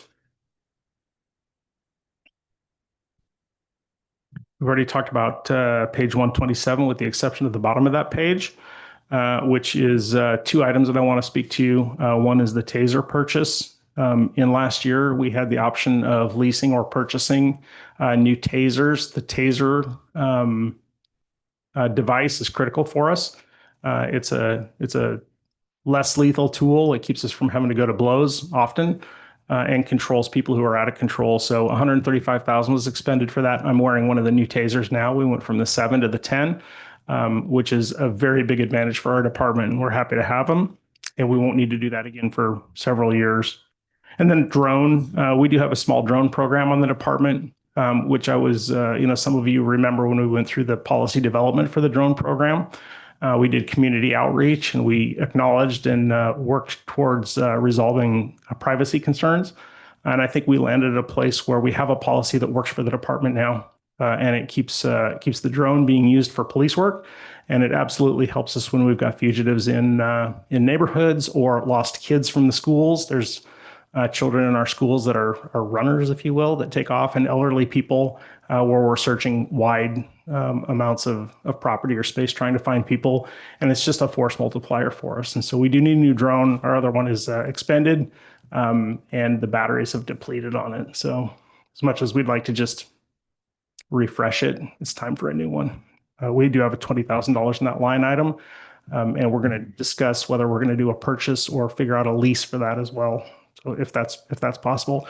Now I want to make sure that everybody understands that that's not a full drone as a first responder program. This is an operational drone. Some departments and agencies out there, communities, are using drones to respond first before officers can get there, get eyes on scene and resolve problems or issues or determine if we even need to go. That's not what this is. This is just an operational drone. I'd like to get there one day, but it seems a ways off.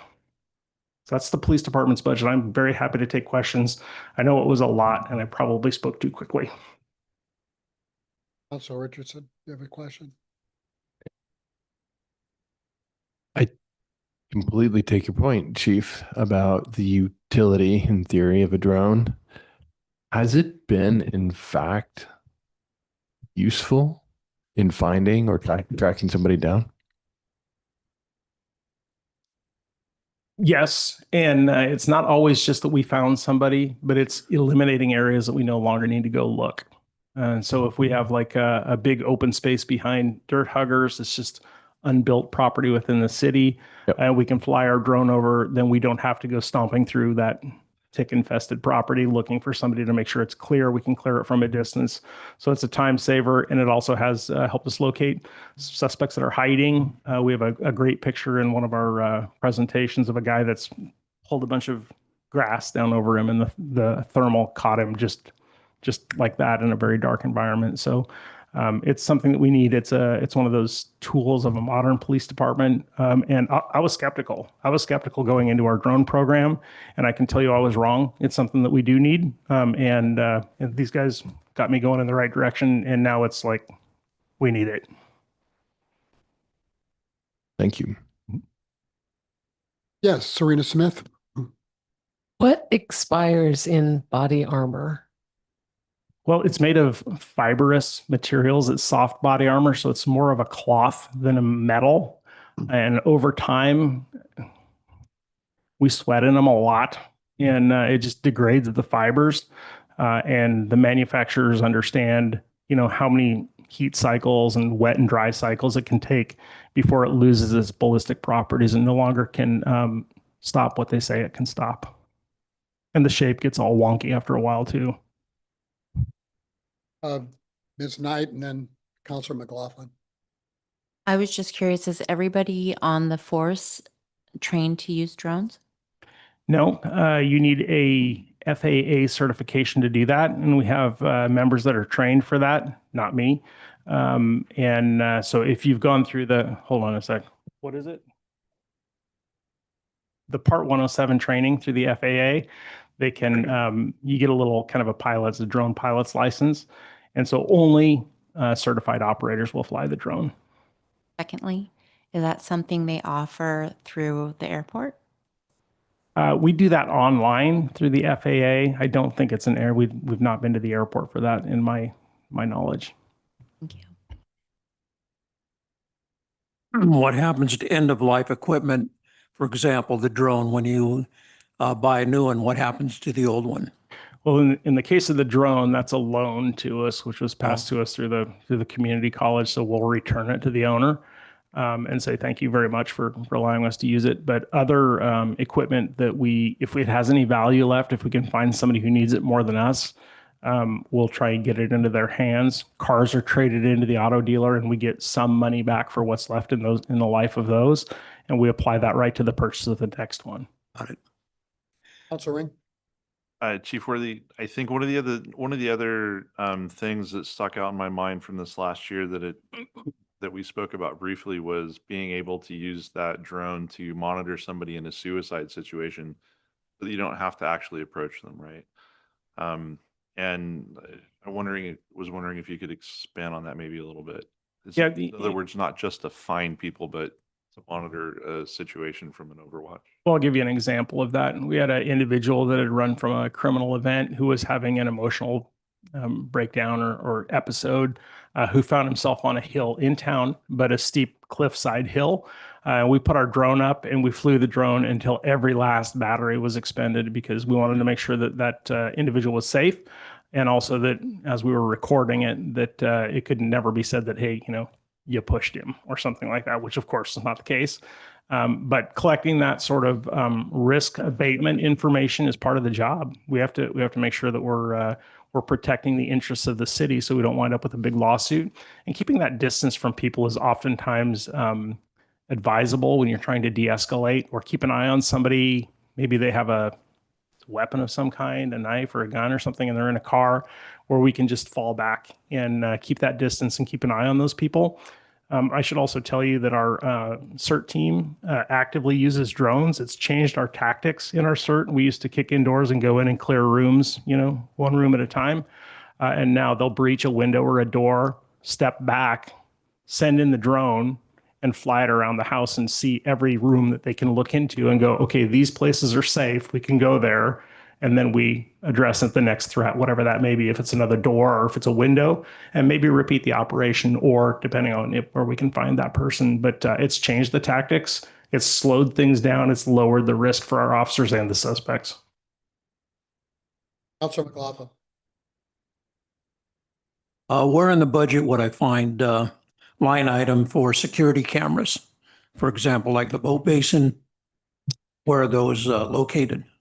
We don't have that in our current line item. We did a security camera project when I first got here, so it's on the order of probably 4.5 years ago. If you recall, we had a drive-by shooting at the police department, which broke some of our windows and scared some folks, rightfully. And so we do have security cameras at the police department. There's security cameras at the park, and some of that falls outside of our direct area of responsibility. That might be an IT expense. I looked under IT and I didn't find it. Is it for the boat basin camera? Where does that fall? Are you speaking about the Dalles Marina? Boat basin, there's a camera. I know there was an accident and it covered that accident and they were able to find out. Oh, you mean down at the commercial dock? Okay. Yeah. Yeah. So we have a number of different IT projects underway, and as we've talked about a couple budget cycles, the city's trying to overcome some IT catch up that we need to do kind of across the board. So not every project can be a priority project. We need to make sure that we have a good holistic system in place and the foundation to support it. So we'll be deploying a new camera system with the Federal Street Plaza, and that should serve as a good test area for a new camera system as we work to upgrade and address some of these other areas. There's a camera system down at the commercial dock and the Lewis and Clark Festival park. So we haven't budgeted new cameras for those areas yet. I have an interest in emphasizing those cameras throughout our community because they do pay off when you're investigating or trying to find situations. They really do pay for themselves when you have that coverage.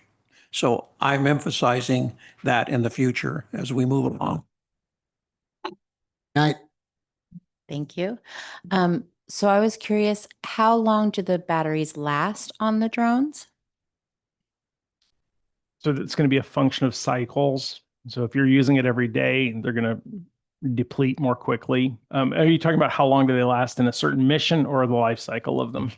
In a certain mission. In a mission, yeah. I mean, it's going to depend on the drone specifically. And the one that we have, I think we get about 20 or 25 minutes of flight time, and then we can fly it back and shove it in another one and fly it up there again. That's what we did with the guy on the hill.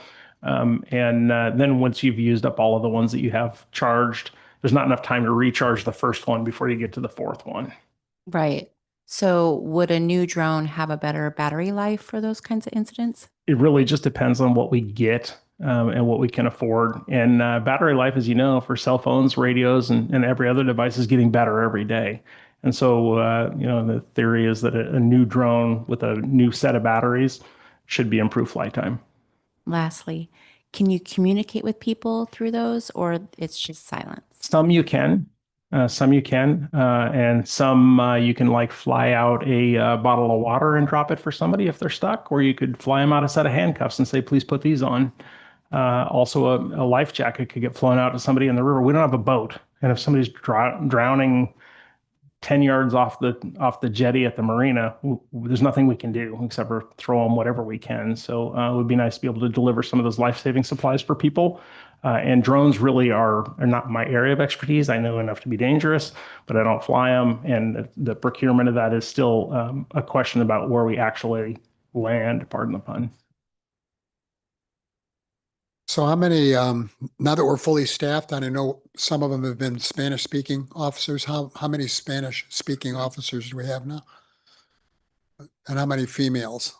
Well, there's 4 females. How many Spanish speakers do we have? 4 or 5? Okay. So how many? Anybody know? So code enforcement. So we have Spanish speaking at the front desk, code enforcement, and a number of officers, about 4 or so. My last question, about 8 pages of budget here, and you've got many acronyms, and I was wondering why you don't have your own acronym page like Public should have Works. I should have that. I'm happy to be the universal translator for that, but we can also get an acronym page in there if you need Okay, it. That's true. well, Sometimes maybe you next don't year. recognize what you're saying when you live it. Okay, maybe next year. All right. Thank you, sir. Not quite done yet. We still have Oh. codes and dog control to You talk got about. Code enforcement. I didn't ask that. Right. A lot to go. But these two will take much less time. Codes enforcement is a program within the police department that promotes community livability through ensuring compliance with city ordinances. And it relates to property maintenance, land use, nuisance conditions, and it works towards voluntary compliance. All of our codes work is very prescriptive. It's generally complaint based, and we do take some opportunity to, if we receive a complaint in a neighborhood or a block about a house that's derelict or junk that's accumulating, our codes enforcement officers inspect the entire block. And that reduces the amount of neighbors using us to infight, which we don't want to do. So if they make a complaint on their neighbor, they're also going to get inspected, which has reduced a lot of that. Codes also, aside from just junk houses, they're the point on graffiti, towed cars, parking enforcement, and much of the work that we do for transient camp abatement and litter cleanup. A few metrics. Just in the last year, they tagged 890 vehicles that were derelict on the streets of the Dalles. Only 42 of those wound up having to be towed. They posted 48 properties for nuisance abatement. And when I say nuisance abatement, if you can think of the worst house in your neighborhood and then exit by about 10, those are kind of the ones that we're working on. Just piles of junk, bags of garbage, overgrown landscaping, which causes really fire danger in this town. They abated 13 properties and that refused voluntary compliance. We do have an additional codes enforcement officer. You'll see where that popped up in our salaries in 25, 26. We went from 1 FTE to 2, and the work certainly supports it. I think if you drive around the town, there's some challenges that you can see when you just look at overgrown properties, junk, cars. There's certainly work for that. The idea was to go from the worst of the worst of the worst to just the worst properties. And I think we're still somewhere up near the top of that. So if you look at codes enforcement on page 129, you'll see where that additional FTE came in 25, 26. And we do have now bilingual incentive in this budget for 3,246 because our new codes enforcement officer is bilingual and has really helped us outreach into the Spanish speaking community. And all of our notices and letters, this is very notice and letter driven process, include a note that this can be translated for you or is translated for them. So it's been a good addition for the department. If you go down to towing of RVs under contractual services, we think that we're going to try and tow around 4 at $2,500 each. Towing of derelict RVs is incredibly expensive because by the time codes enforcement is towing them, they have zero value and they're sent to breakdown. And so all of the, fiberglass and other non-recyclable items have to be torn apart down to the frame, and the whole thing just goes into the recycling process. So it's incredibly expensive when we tow those. We try and avoid it. We give them every opportunity to move or remove their RV, but sometimes push comes to shove and we have to shove. Transient camp abatement, cleanup, labor, and disposal, approximately 50 camps per year. 50. To me, that's significant. We're fortunate to have an affordable local contractor who collaborates with us in this effort. And we have $30,900 budgeted for transient camp cleanup. That's a significant expense to the city, but I think our people here demand it, and we want to be responsive to that. Well, it's not strictly police work, it is codes work, and they're supervised by Sergeant Kramer here, who spends an inordinate amount of time tagging camps, reminding people to move on, and then ultimately engaging our vendors to come in and clean those up.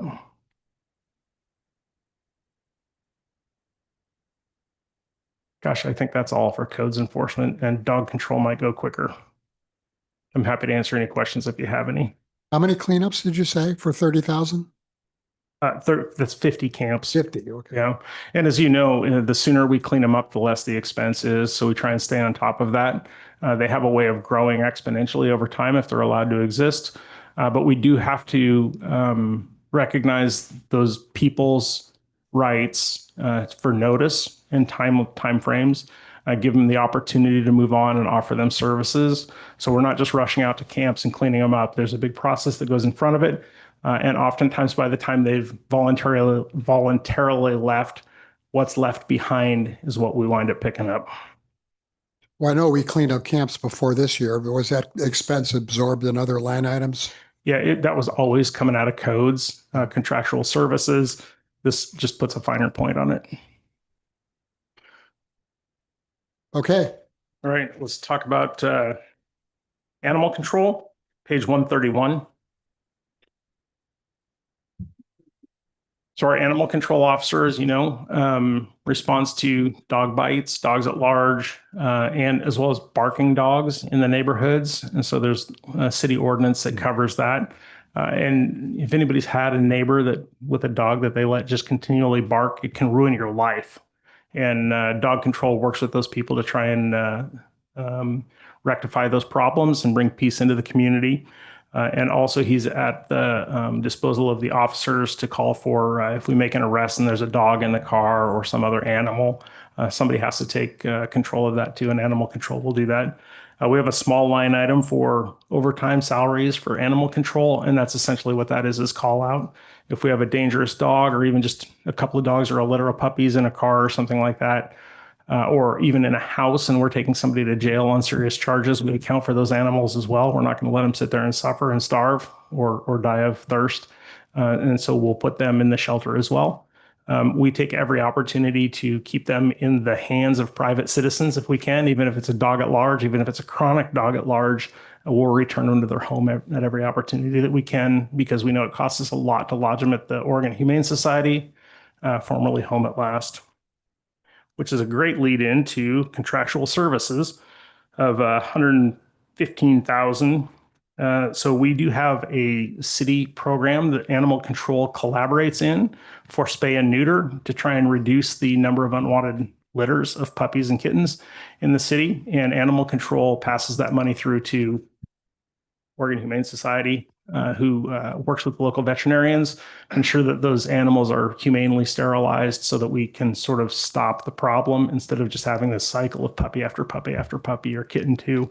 And so that's a line item there. And then our biggest line item is that $45,864 contract with the Columbia Gorge Humane Society. Without them, we have no place to take a dog. And so we need their professional services in lodging them, feeding them, cleaning up after them. And then we pay for veterinary care when they're animals that we take in when they need that. So Animal control, $266,259. That includes training, vehicles, gas, everything that it takes to launch one dog control officer. And that is the end of my presentation. But again, I'm happy to take questions. Any more questions for Chief Worthy? Very quickly, if I may. Chief, is the spay and neuter program new? So the spay and neuter program is kind of a highlight of some changes that I'll get to in the city council's budget. In past years, the spay and neuter program has been budgeted there as part of Right. this evolving local grants and nonprofit program.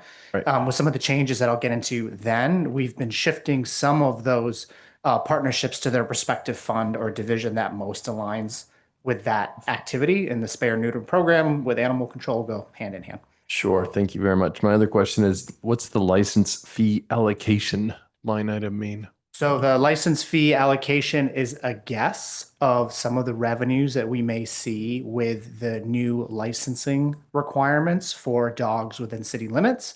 And one of the intents behind that revenue source was to have it support our local shelter. So that's where we decided to budget that expenditure. And the general fund under fees, miscellaneous fees and whatnot, that's where the revenue comes in from those license fees. Remind me. We really have no idea what kind of take rate we're going to get with the licenses, so we took our best guess. Is it July 1? July 1st. So for the many people watching budget committee, like get your dog licensed We have very soon. very Get soon ready for it. coming in June to a animal shelter near you, I guess. Thank you very much. Other questions? Okay, thank you, Chief. Thank you. Mr. Mayor, I might suggest this is a great time for a break before we go back to the beginning of the general fund. Okay, Your prerogative, of course. let's take a 5-minute. Okay, 10. Right, Mr. Chairman, Mr. Mayor.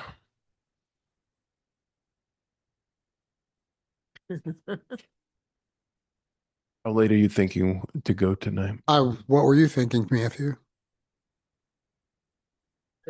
I mean, at this rate, we're going to be here. You want to get through the debt service funds? The budget committee has some options. You could stay later tonight and maybe we get it done in 2 nights, or we can end it earlier and be here for 3 nights. I mean, that's the kind of the dynamic here. Yeah, I vote for 2 nights. What do you guys think? 2 nights. Again, to try and get through 2 nights, I'd like to get through the library fund, which is significantly far away. So we'll pick up the pace when we come back. Okay, so we still need to do finance, community development. We'll need to do the entirety of the general fund except for the 3 departments that you just heard from. Which includes community City development. council, city manager, clerk, CDD, legal, finance, human resources, et cetera, et cetera, et cetera. Okay, that's a lot. It'll be a lot quicker. You guys still want to take a 10-minute break? Yes. Yeah. Okay, 10 minutes. We're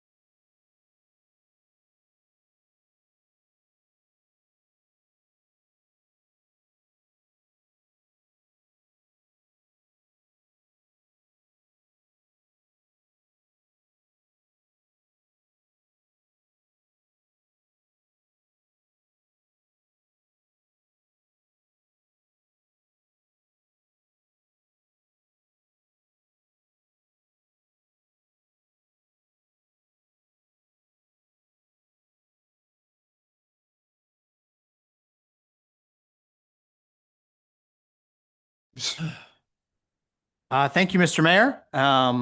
If I can have the Budget Committee turn to page 95, we'll begin the remaining presentations for the general fund. I'll be presenting the next three: City Council, City Clerk, and City Manager, before turning it over to the City Attorney who's joining us via Zoom. At the City Council level, reflecting some comments previously, you'll see right in the beginning here a pretty big shift in contractual services for City Council. Last year, it was just under 650,000. This year, it's proposed at 417,000.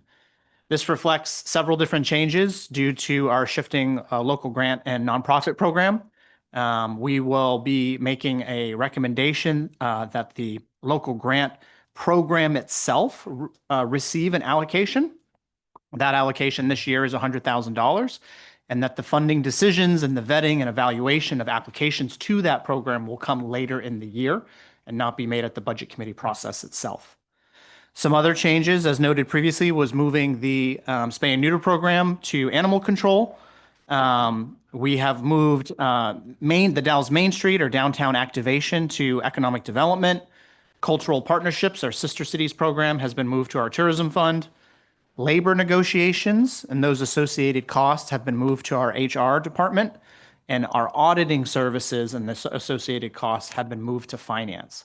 So there's some significant changes and a swing here in the City Council's budget, but I think overall it better reflects both the local agency and nonprofit program, as well as the type of activity or service being provided to its respective department.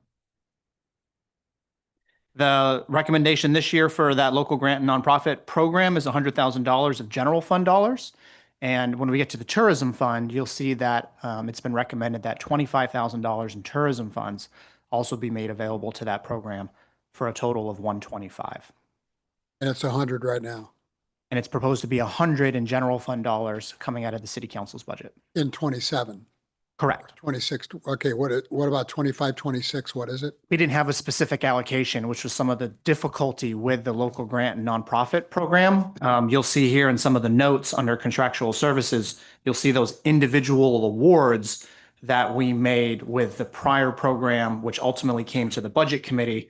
The approach this year is to have the Budget Committee recommend a pot of funds for that program rather than making the awards themselves.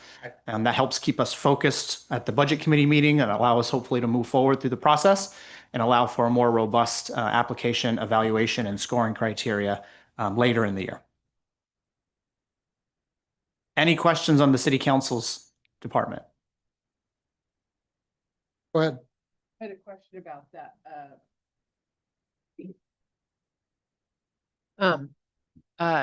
Just about the process that happens later. Is that handled by staff? Is that a committee, a city committee that does it, or City Council that will make those decisions of what to do with that $100,000 fund? Yeah, so we had a pretty good conversation with the City Council a couple City Council meetings ago to get some direction on how they wanted that program to run.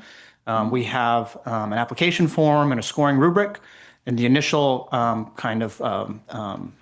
pass-fail evaluation will be done by city staff. And then for completed applications that can move on to the next stage, the City Council will use that scoring rubric to vet the different applications. They'll be compiled by myself and then brought back to City Council as a recommendation, probably in August or September. And does, Any other questions? I have one. Go ahead.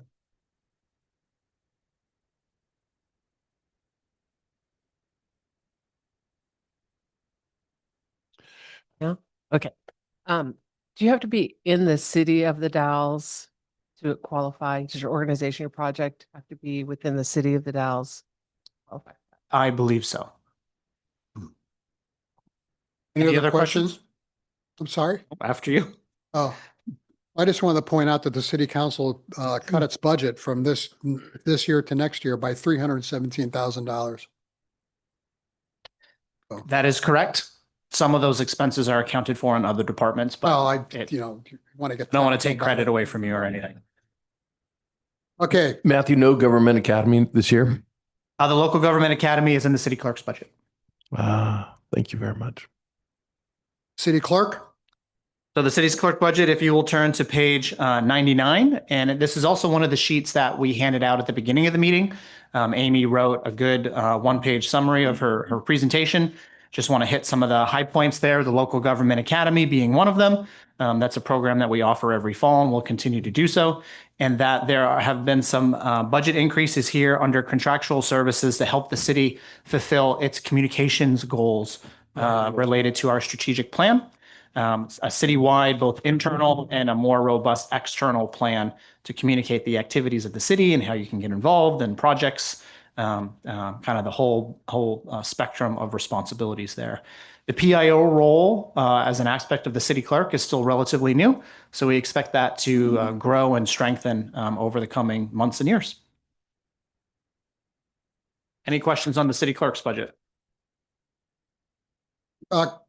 Councilor Ring. Thank you. Just a quick clarification. I think this is just because of the transition with like our former city clerk retiring and current clerk coming on board, but 24-25 was significantly lower in salaries, medical insurance, et cetera. But again, I think it's because of that transition. It may be because of that transition, but I'll also be very frank that is a dip trend that I've been noticing in a couple of our departments. Yeah, I've seen And that. after this meeting this evening, I'm going to circle back with our finance director. I'm wondering if our software is pulling like the year to date from last year or from 24-25 versus actual. I don't think that number is quite accurate, so we're going to double check that. Thank you. I noticed that across the board as well, but Because when you look at if you look at the actual 24-25 budget, it's a number that is more in line with the trends. yeah, it's for past budgets and whatnot, just to make sure that something was off. Yeah, it's a good catch. Any other questions? Well, just a comment. I think we've made some tremendous strides in communication with the public, especially through our website and the improvements that have been made there, and some of the additions to that the webpage and their organization. And I think we still have ways to go, but I think the improvements have been substantial in the last year. Yeah, I'd agree. Sorry, one last question. I missed one of my own personal notes. In the city clerk budget, there's no line item for website improvements and things like that as an ongoing basis. Is that covered in IT? We have it, it's either in IT itself or as a capital expenditure actually to replace that whole system. Okay, thanks. Okay, city clerk's budget, that's it? Correct. In the city manager budget, the main item I wanted to highlight, which is on page 101, this is relatively new, but we've been allocating a certain amount of money in this fiscal year. It was $20,000 in the miscellaneous line item. That is really to have resources available to facilitate things that maybe were unexpected. This year, what that money went towards was a partnership with the next door in response to impacts our community was experiencing from heightened immigration enforcement. And so about 19,000 of that 20,000 went to counseling services for local families impacted by this heightened state of immigration enforcement. This year, we're proposing 30 to give a little bit more additional resources there should something like that or something even remotely related to that come up that we need to be quick and timely on. And that's really the primary change to the city manager's budget. Any questions here?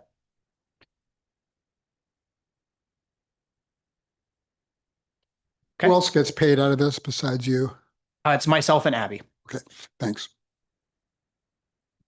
And with that, if our city attorney is still with us and can hear us, he will present the legal department. Absolutely. Can everybody hear me okay? Yes. Yes. Thank you. I'm sorry I had to leave a little bit early tonight.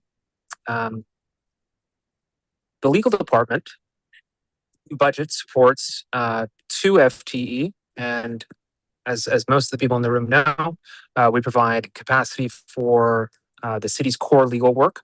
Most of that work is not litigation. It is day-to-day support for the city council, the mayor, the city manager's office, all city departments, all boards and commissions, and the Columbia Gateway Urban Renewal Agency and our airport. My budget this year is proposed with about a 9% increase. I'll just call it a 10%, but it's closer to 9. From 616,000 last year or this current fiscal year to a proposed 672,000 for this upcoming fiscal year. The main drivers for that increase are the maintenance of our 2 in-house positions and for preserving some special counsel capacity for some of our specialized or higher risk matters. More than happy to answer any questions about any particular line items if the committee has any at all. Any questions for the city attorney? Councilor Ring? Thanks.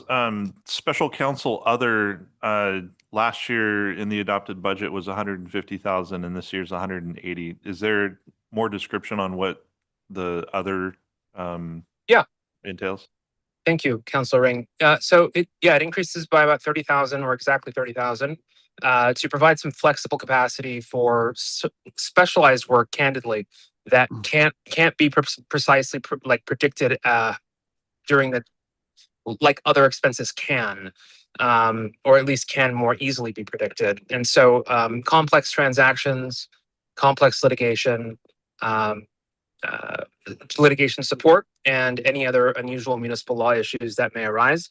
You know, as the legal department in a lot of ways follows the same trend as the city, as for every city department, as the city expands from a large town into a small city. We have some of those growing pains, and all of it requires legal work. Nearly every material document that leaves the city's anywhere, any department goes through my office. And so we sometimes need some help. And it's just to keep pace with the rest of the good work that the city manager's office is typically tackling. Okay, so you'd maybe categorize that as like a contingency for unknown, like unforeseen legal costs. In a small way. In a small way. I mean, that line item has gone up by 30,000, at least in this proposed budget, but other line items have been decreased, some down to 0. For example, I believe last year we had the special counsel for Ludo enforcement, which is our land use and development ordinance.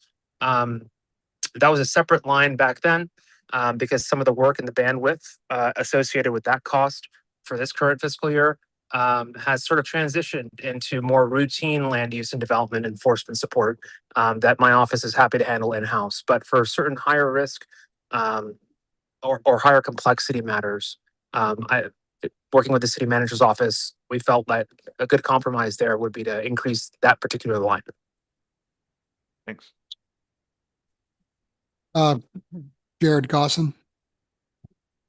Hi, Jonathan. I just had a quick question. On page 104, you guys have legal research, which looks like has ballooned quite a bit from $360 to $2,640. So just wanted to see if there's a new service you guys are required to find, or what's behind that legal research budget. Can you remind me again the page that you just said? I'm so sorry about that. That's okay. 104. It's about halfway down the page. Legal research line item. I am getting there. It's right under memberships, dues, and subscriptions near the bottom.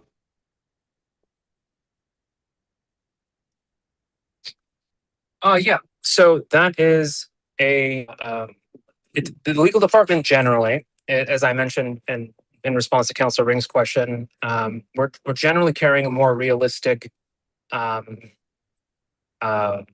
ever-growing, slowly kind of a workflow, and part of that requires some additional tools. And so I very recently had some negotiations with some of our legal research suppliers. These are companies like LexisNexis and Thomson Reuters, who their entire industry is shaped on providing attorneys with legal research tools to ensure that we're kept up to date. We just recently, this last week, negotiated a new contract for the upcoming that starts in October. And of course, it's predicated on city council authorization and all that. But I'm optimistic that those numbers will start to stay at least at the same level it's one of those fields that doesn't have a ton of competition, and so it's not that we've taken on any new work or any new tool specifically. It's just to maintain our current researching abilities through Westlaw Thomson Reuters specifically. Sorry, that was probably a terrible answer to your question, but the gist of it is there's nothing inherently different about our legal research. It's just the cost of doing business has changed.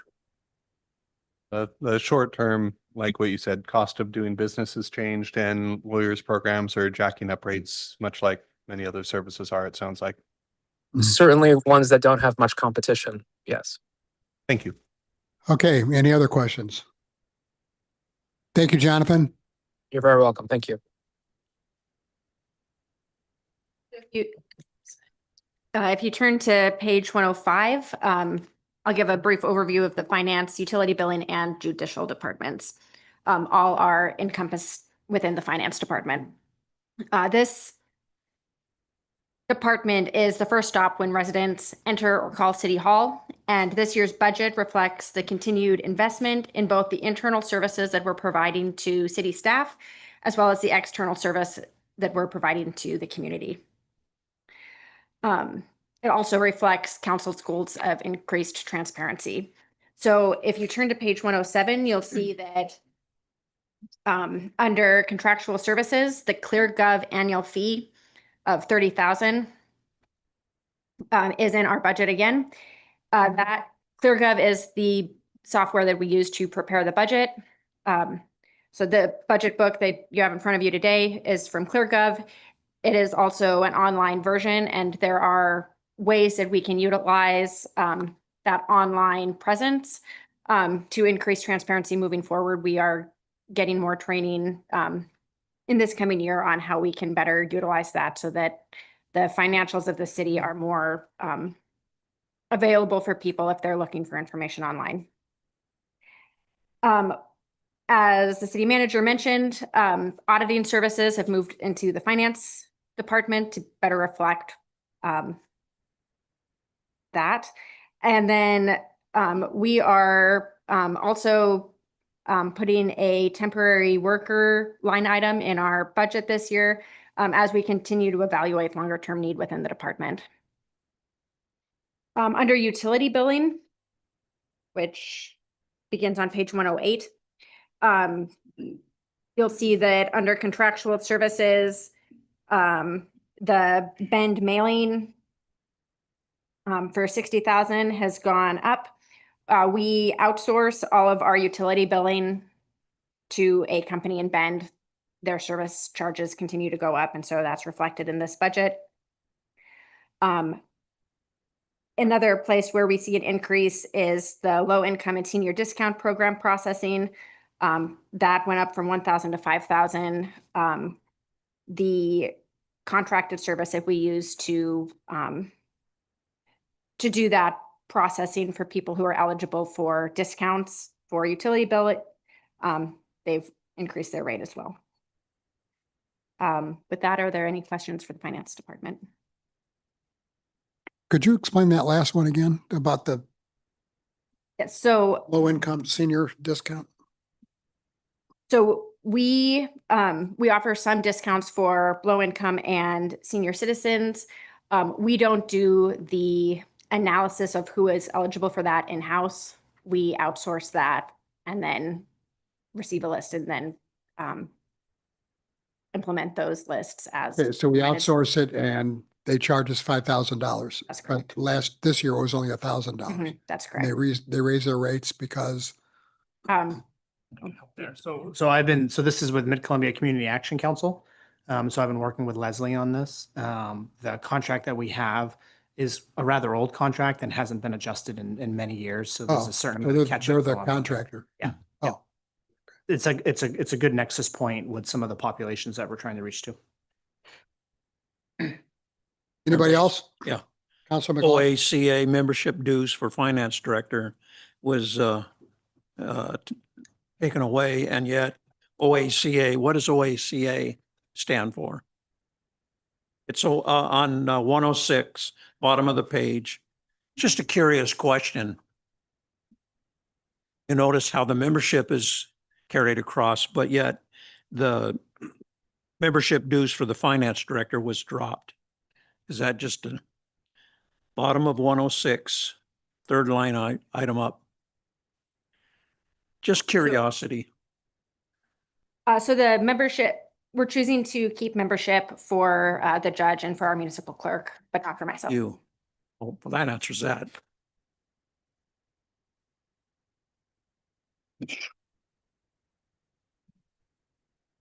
Excuse me, anybody else?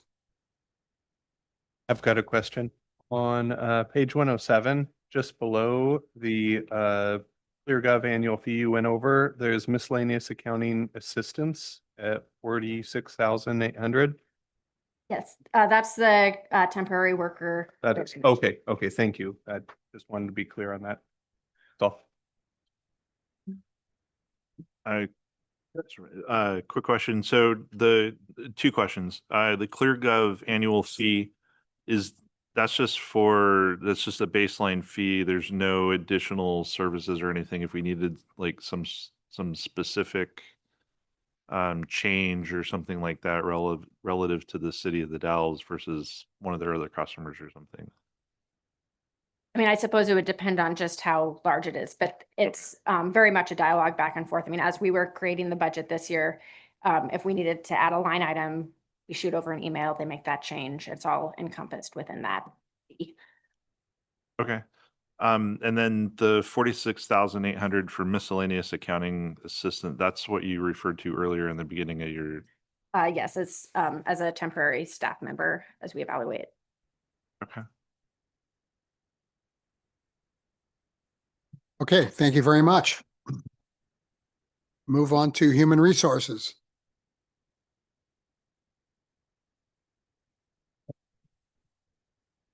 Good evening, everybody. Brenda Fahey. I'm the Assistant City Manager and Human Resources Director. So we'll be on page 110. And on that page, you'll see that there are multiple goals listed out for this next fiscal year in human resources.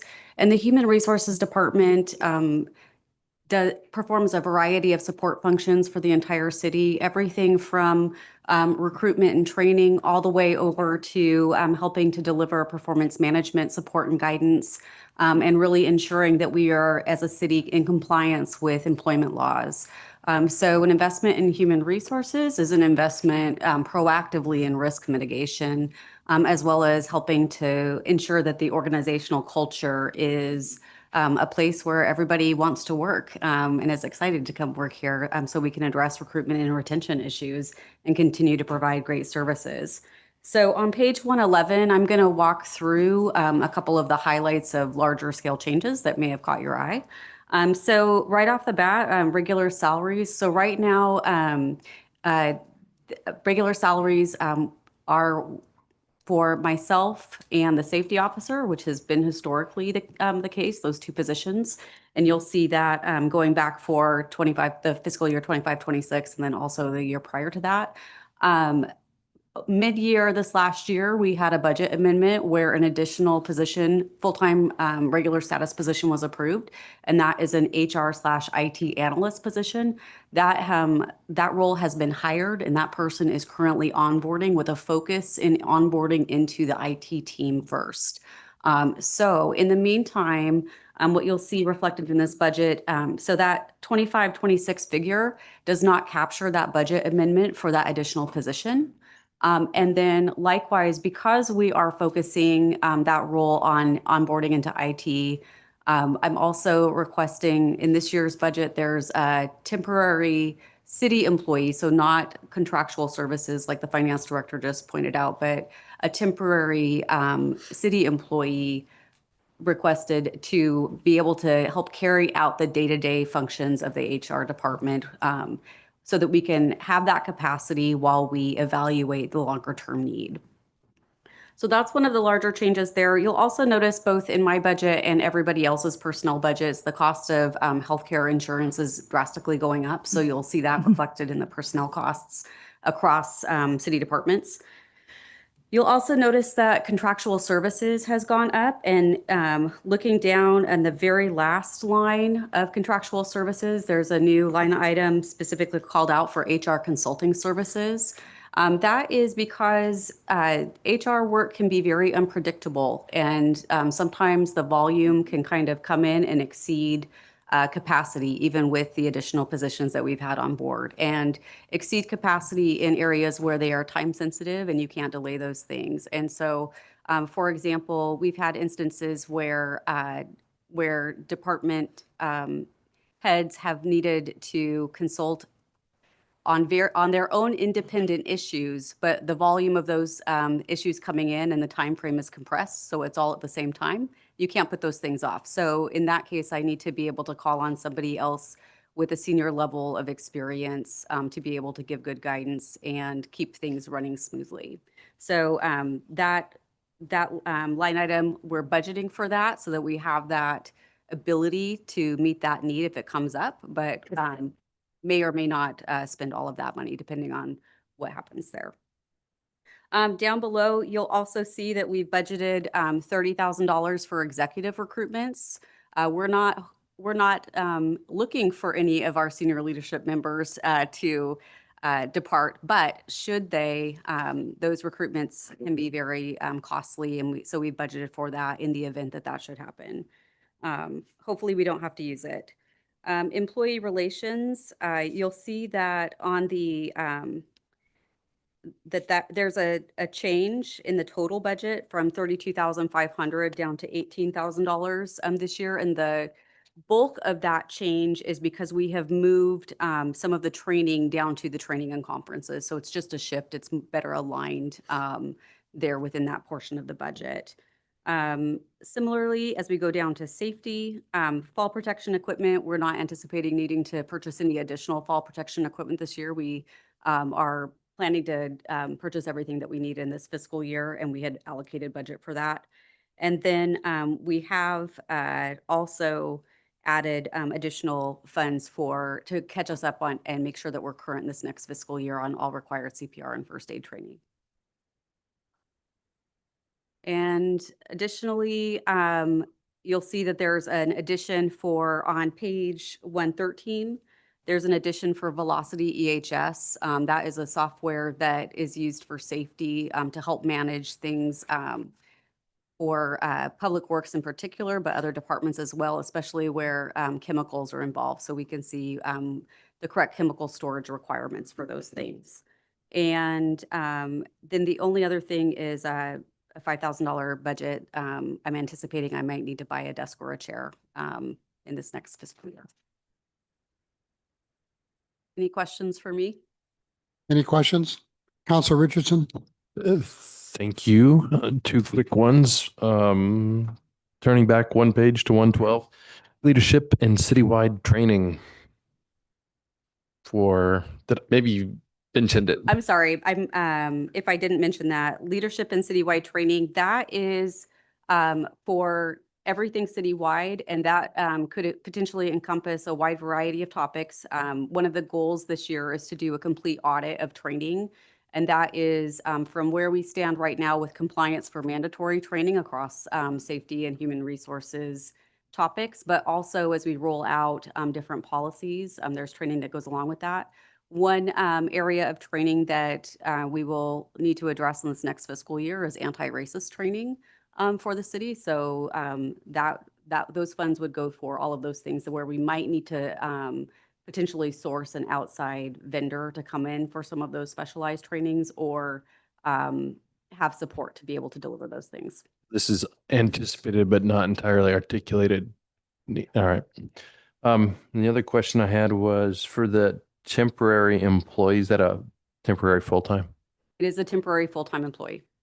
Thank you. Oh, Jan Olenberg? Yes.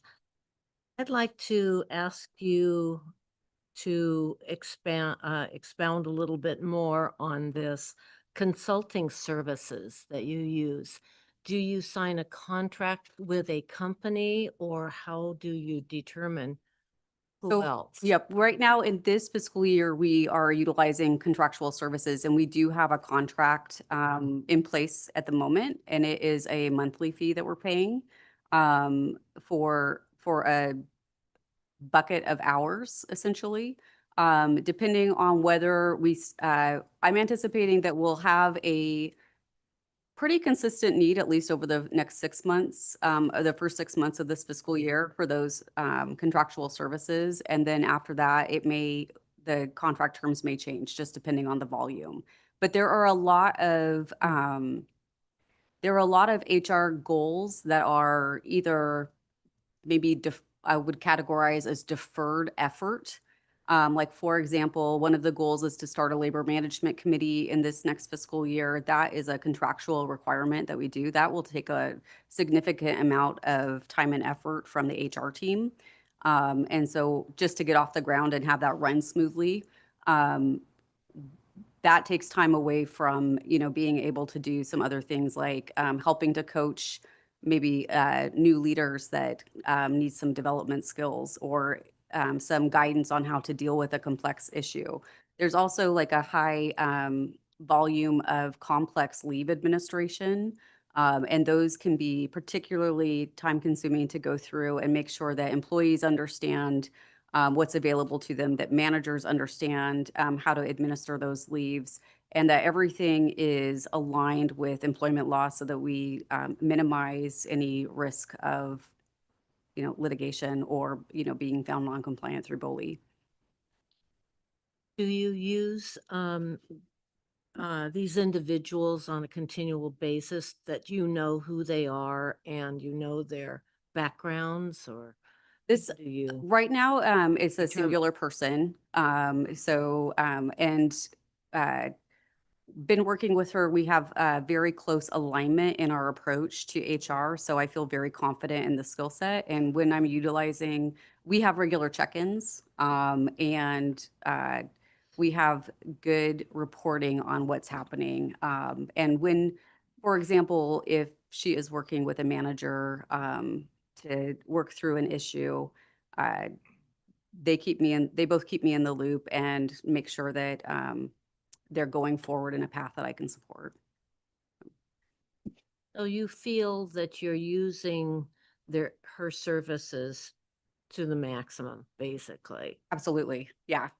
Yeah. In fact, you could use more of her, right? Well, I mean, ideally, I don't think Matthew has any shortage of work for me. So, it's all about trying to scale things appropriately so that we can keep things moving forward. But yeah. Thank you. Any other questions? I just have an observation more than a question. On page 110, you've listed all your goals for the coming year. I counted 12 there. My observation is the vast majority are new initiatives as opposed to improving or updating a program, for example. Yeah, there are quite a few new things that we want to get off the ground. One of those things is, as I mentioned, is the Labor Management Committee. The other is expanding the support of affinity groups. So, we did start recently a Latino affinity group for employees. And so continuing to support that and expanding it. But also launching an employee satisfaction survey that will take time to develop and implement. And then I'm almost positive that there will be work that comes out of that as well once we do the analysis on what comes back there and work to make some improvements. Okay. What do we got next? Please, but Community development. Thank you. Community development.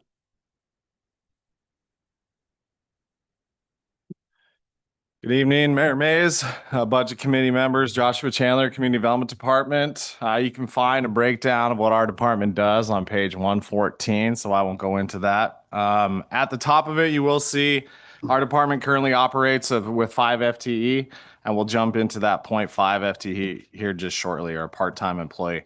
Overall, our proposed budget reflects a continued focus on maintaining core services while supporting implementation-focused planning work, improving over operational efficiency, and responding to increasing the state's increasing planning requirements and development activities. Primary initiatives for this year, continuing to implement the housing production strategy. This is going to be on repeat for the next couple of years, focusing on historic landmarks commission goals, ongoing comp plan and zoning ordinance amendments, adoption of new flood rate insurance maps, coordination of the West Side Renaissance Master Plan, and participation in the University of Oregon Sustainable Cities Year program. Additional item that we touched on earlier is that this proposed budget does not reflect the addition of a part-time community development analyst position.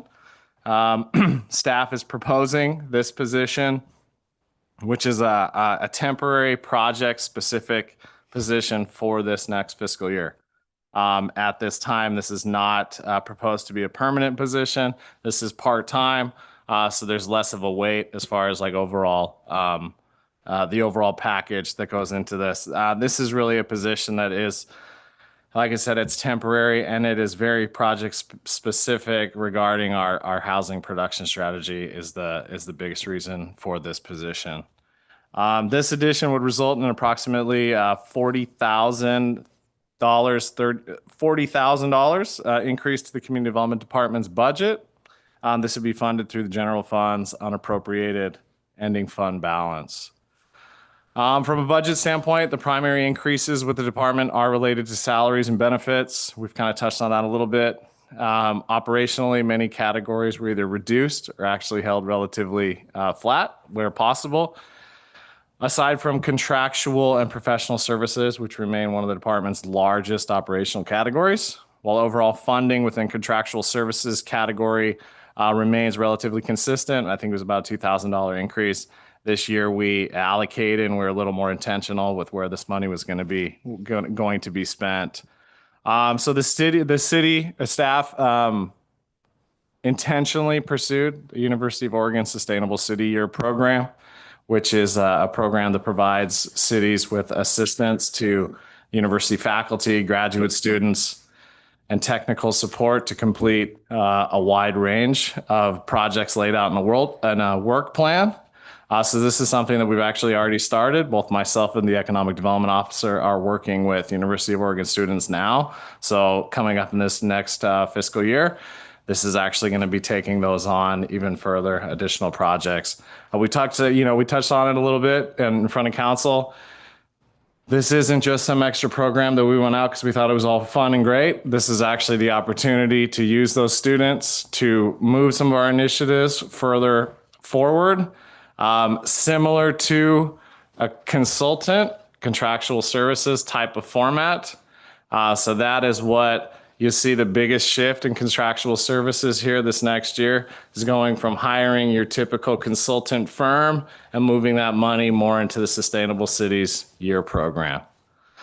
So this is going to be a program that's focused on housing, economic development, transportation, everything really under the sun of various different programs and initiatives that the city already has in place.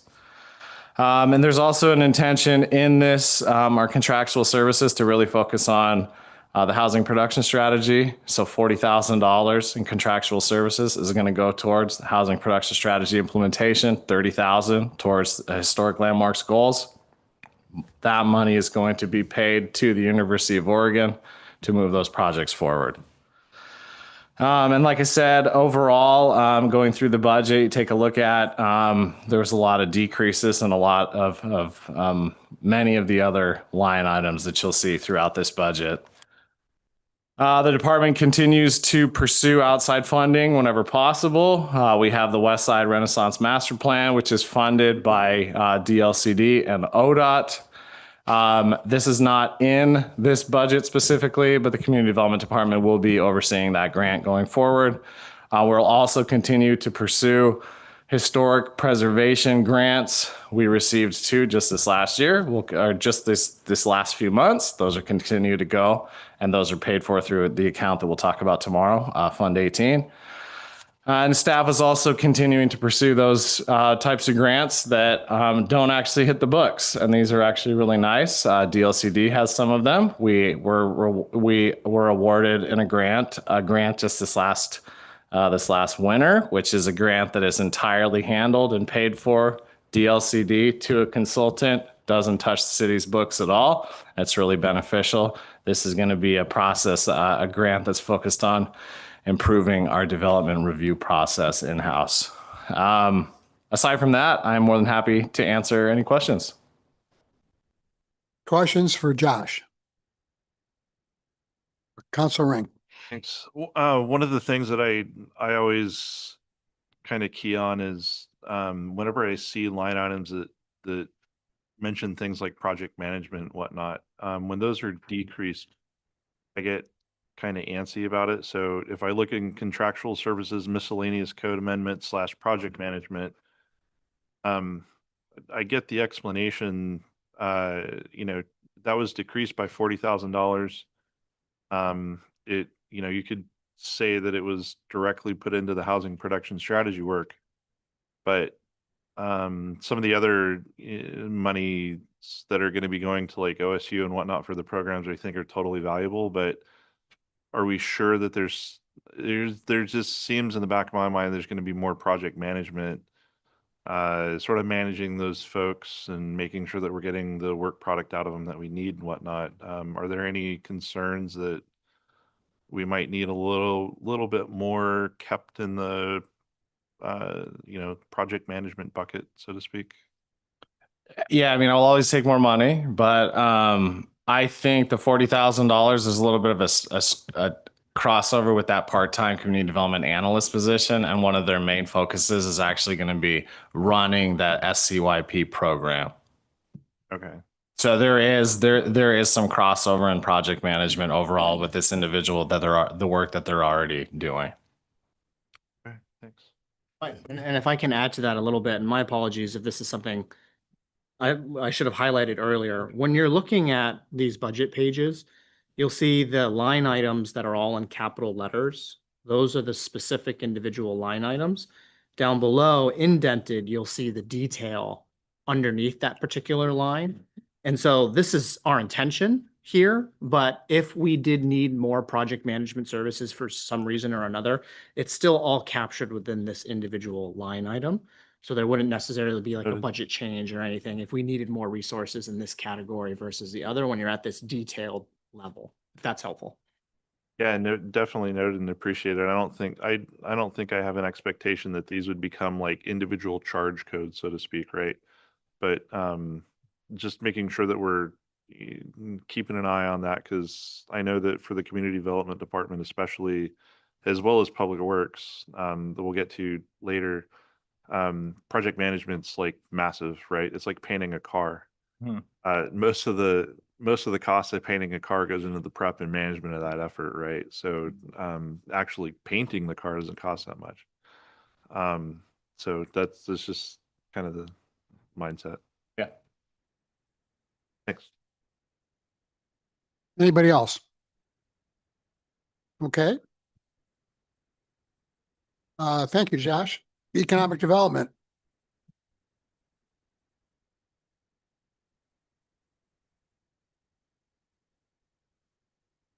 Good evening, members of the community. This is Jacob Anderson, Economic Development Officer, here to talk about economic development. I'm going to try to give you as much time back as I can. You will see from the economic development budget on pages 117 and 118, the big changes are underneath contractual services. This includes three things that have been put into my budget that came from your budget. Government affairs support, downtown activation. Downtown activation is the money that we used to give to the Main Street program that when we were putting the budget together, we didn't know if Main Street was going to be around. So right now, the downtown activation we were planning to use towards the Federal Street Plaza and activation of the plaza after we get done with our Sustainable City Years program for the students that are working on activation ideas on the plaza, as well as the link transportation for $50,000. When you add those changes up, the only increase in my budget is about $4,000 overall. So no changes. I'm happy to answer any questions you may have. I've got a question out the bat. I noticed that your salaries went up, but medical insurance went down, and that just seems contrary to all the other. It's beautiful being a bachelor. So you don't pay, we don't pay the insurance for Spouse. you have spouse, single, and spouse and children too, right? I got one son. Got it. Thank you. Council Ring? It's actually another thing that I noticed looking. I apologize for not mentioning this during when Chief Worthy was here, but something similar I noticed in like medical insurance and stuff and whatnot across the board. There are some instances. I think it was a police budget that like medical insurance actually did go down, and it could be because of it's paying for an individual employee versus a family plan and whatnot. So it's interesting note. One of the other questions I had, link transportation. What exactly? So we're paying for that out of the economic development budget, but how did we land with link transportation in the EDS budget? I'm just curious. Yeah, that's a really good question, and in humor, that's why Jake is pushing it over my way. So we've had a longstanding partnership with Mid-Columbia Economic Development District and the Link bus program, the public transit system that we have here. And typically we funded them around, in the last couple of years, it's been just about $50,000 because they're able to leverage a lot of grant money to support that program. One of the rationales is it supports with that grant match required for the program. Part of the rationale for putting it into economic development is from a workforce standpoint. There's also an argument around transportation as well, obviously, and some of the wear and tear and that happens on streets. That's a more distant argument, I think, and a little bit more difficult to make. And especially when you think about the street fund as its own enterprise fund that's in trouble already. And so for lack of a better place, and for some of the context I just gave, we landed on economic development. We could have kept it within city council, but trying to find a rationale for some of these longstanding partnerships that we have and recognizing that at the end of the day, city council and economic development is both funded from the general fund. We wanted to find a consistent place for it, and that's where we landed. Or I landed, I should say. I would have said it far quicker. Here's a good one for you to test for your quick response. Did I miss government affairs support? 32,000. Did you is that one of the ones that came over from the city council budget? No, there's a new initiative. So this is related to the community outreach team and some conversations we've been having in partnership with the Port of the Dalles and Pasco County to make sure that our outreach efforts are as effective as they can be. We had a resource in Washington, D.C. That typically advised that group who passed away a few years ago. And exploring a potential resource like this is something we'd like to do over the course of the next year. Is there any exploring of a resource for Salem? You're looking at them. Go get them. So we've given $13,000 to Main Street this year? It's set for 25,000. No, for this year. That was in the adopted budget. Was 13,000. So we budgeted, but have we paid it out?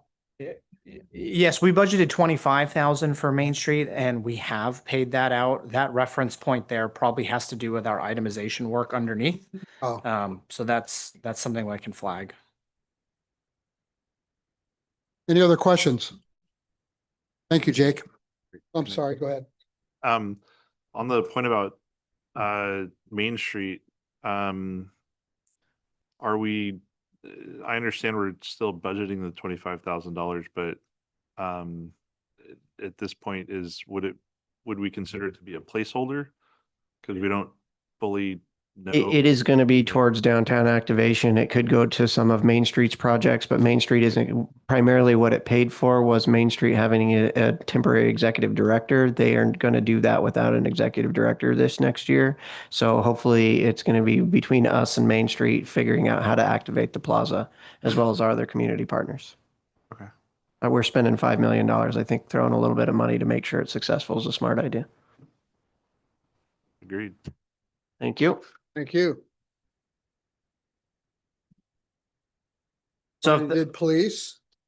And correct. So if you can skip to page 137. Means We will be looking at general services. This is primarily the services provided by our facilities department and maintaining the different campuses that we have and other public facilities, not including public works. Some of the highlights here, and you'll see it in a few different funds, is water and sewer is up. The city keeps increasing water rates, and that's a piece of it. And we do pay for our own water. We're also taking on the water costs associated with the Arco public parking lot across the street from St. Peter's. And also fuel is projected to increase substantially. So we're taking our best guess with what we think fuel prices are going to look like. The dock maintenance costs have been moved out of this fund and moved into the tourism fund. The cruise ship dock primarily serves cruise ship passengers who are undoubtedly tourists. So that seemed to be an appropriate shift. And general park maintenance is up, anticipating some of the needs and having the resources, if needed, to maintain the Federal Street Plaza. We'll be taking on the downtown trees as our contract with the current contractor expires. And then when First Street is done, which is further into the future, there'll be streetscaping there, just like you see on Second Street, with trash cans and benches and other amenities to take care of. The facilities department also provides services to the Lewis and Clark Park, maintains the Getchell building, and is working on projects to beautify our roundabout in partnership with the Dalles Art Center. And so I'd be happy to answer any questions you may have on general services. Council Ring, and then Council McLaughlin. Thanks. Park maintenance for Lewis and Clark and the Federal Street Plaza cost makes sense, right? There's going to be a new thing that'll be activated towards the end of the year, but additional, I guess that's really the addition for the park maintenance, correct? It looks like maybe Lewis. Correct. The Lewis and Clark budget, we've kept flat from last year. We added 30,000 for the plaza. The park, the Lewis and Clark Park, it gets a lot of love, and the bathrooms need a fair amount of facilities maintenance. We've had some difficulties with the fountain that is down there, but are actually hopefully on track to have that fixed. It's been shotcreted. We put in a new pump under warranty, and that should be fixed. And then we were anticipating some additional impacts from having large scale events such as the Cherry Festival, but it actually this last Cherry Festival event wasn't too bad on the park, so it's looking okay. But we maintained it at its current level. Council McLaughlin. I just have a comment that the parks in our city are noticeably improved. I just walked into the building and it just looks wonderful out there. So comment to your people that are maintaining. It's wonderful. It's much appreciated. Thank you, Councilor. Serena Smith. Oh, no, you got to turn it off. Turn it off automatically. Just leave it on. I think I read that we have local tree maintenance possibility as opposed to contracted out of Portland. Is that right? Is there somebody local that will be maintaining the trees downtown? And so when we put the downtown tree project out to bid, we awarded it to a contractor out of Portland through that bid process. And their charge was to replace and fix the downtown trees and the tree wells and then take care of them for 3 years. This is the third year. And so at the end of this season, we'll be bringing that in-house. Correct. Council Ring. I just wanted to also put a thanks out to our team that helped take a look at whether or not we could save or preserve the bricks down in front of the transit building. that was a little bit of a unknown head scratcher, and they definitely helped get to the bottom of that. So thanks. Okay, thank you. I'll pass that along. Jared Gosson. I just wanted to get a little bit more understanding about the miscellaneous MISC. Just looks like 15,000. I'm not Yeah. sure if that's just a buffer or what the intention is there. The miscellaneous line item there is in case things break, and we have them break from wear and tear and from use. So that's really all it is. Can I make a request that we have a maintenance category versus MISC? Because whenever I see miscellaneous in a budget, it's like, really, what is that for? Okay. Did I miss where the beautification committee expenses are? The beautification and tree committee is still within the city council budget. Okay, thanks. And yeah, we can move the maybe miscellaneous expenses to buildings and grounds.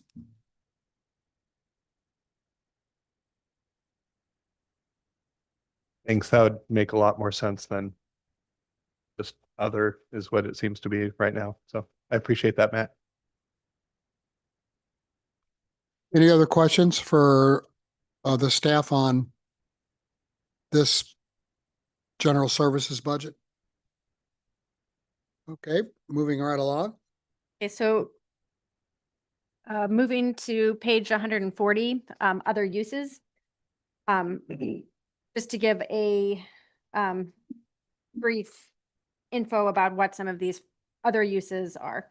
So at the bottom of page 140, you see debt services, lease principal and lease interest. Those are for our GASB 87 leases. So the Governmental Accounting Standards Board has certain requirements of how different leases longer than 12 months need to be accounted for. And so these include things like leases for copiers, tablets for the police officers, some of those other tech leases. So that's what these are here. You can see there's not much change year over year in terms of how much we're paying in principal and interest, but wanted to let you know what those are for. The other items in this fund, you'll see that Main Street Tourism and Tourism have been moved out to the respective economic development or tourism promotion funds.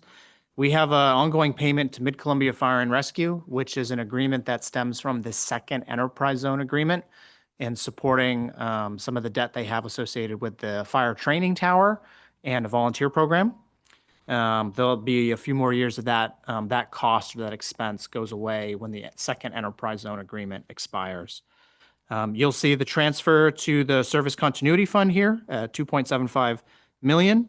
I wanted to note that we have not included a transfer to the street fund that we've done in years prior. You'll see there on the trend line there, it was 450, 750, 450, and 600.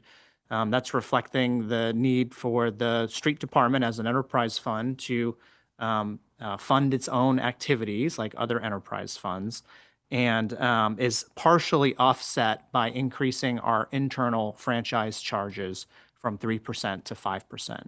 We'll talk more about that when we get to the transportation department, but that is the recommendation that I'm putting forward there. I'm going to take unemployment. So then the unemployment reserve fund, these are funds set aside in the case that we have to make an unemployment claim and need to pay that out. You'll see that we have a 1.5 million capital projects transfer, 65,000 that the finance director noted in her presentation for ongoing support to the airport. And then you will see, sorry if I go back a little bit, under special grants fund, for this fiscal year, there was 3.5 budgeted, and that was for the plaza. We've moved those expenses to the Special Enterprise Reserve Fund, and specifically the third enterprise zone agreement revenue source over by Taylor Lakes. So that represents that big shift there. And then we have our contingency.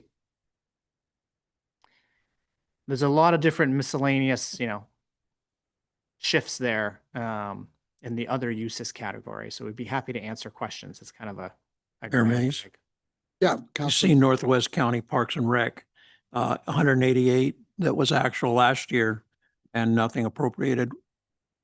Yeah, so that line item reflects the old transient lodging tax ordinance and a requirement under that prior ordinance that 2% of the total tax be provided to Parks and Rec. Oh, So rather than that, we have a new agreement separate from that funding source, which is in the city council's budget to support their water service needs. Thank you. Any other questions? Mm-mm. Wraps up the general fund. Does, except for IT, which we'll do tomorrow night. Right. Okay. So now we're moving to the TLT or the, I can certainly dive right into the tourism fund if the budget committee would like to keep going. How long is the budget committee going tonight? Is the question at this end of the table.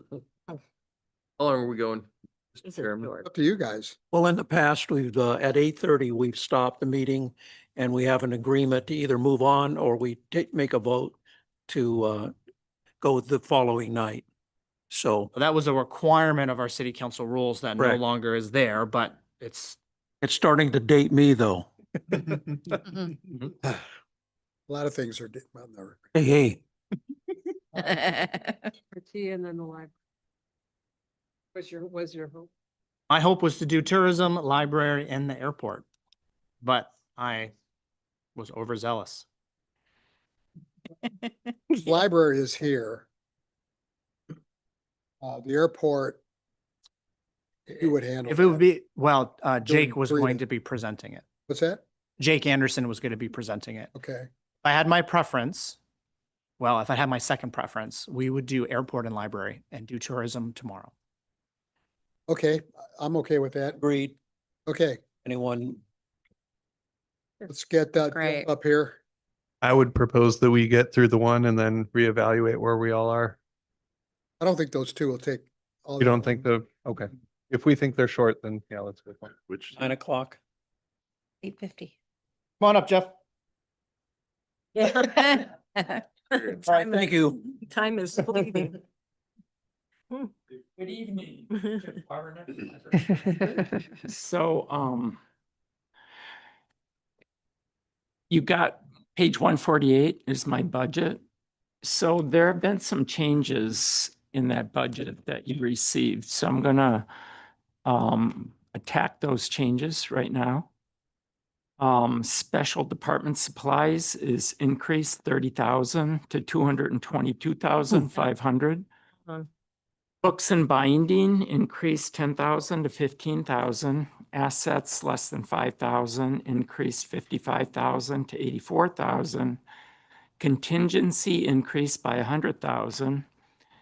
And the impetus for those changes was because the capital projects fund was actually reduced by $232,633. So it gave me some flexibility to do some stuff I wanted to do, but was restricted before financially. So I went ahead and did that since the transfers were reduced.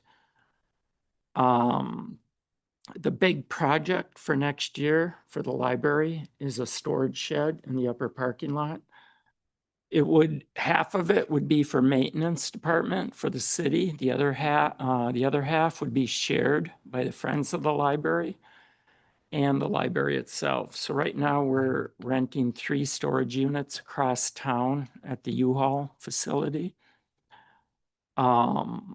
which is kind of a pain. We always have to run back and forth and carry stuff in the van. It's not ideal. This would save us that fee, that service fee.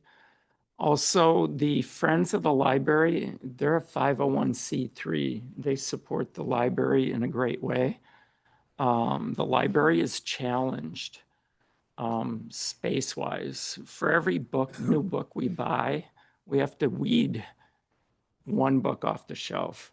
So you buy one book, weed one book.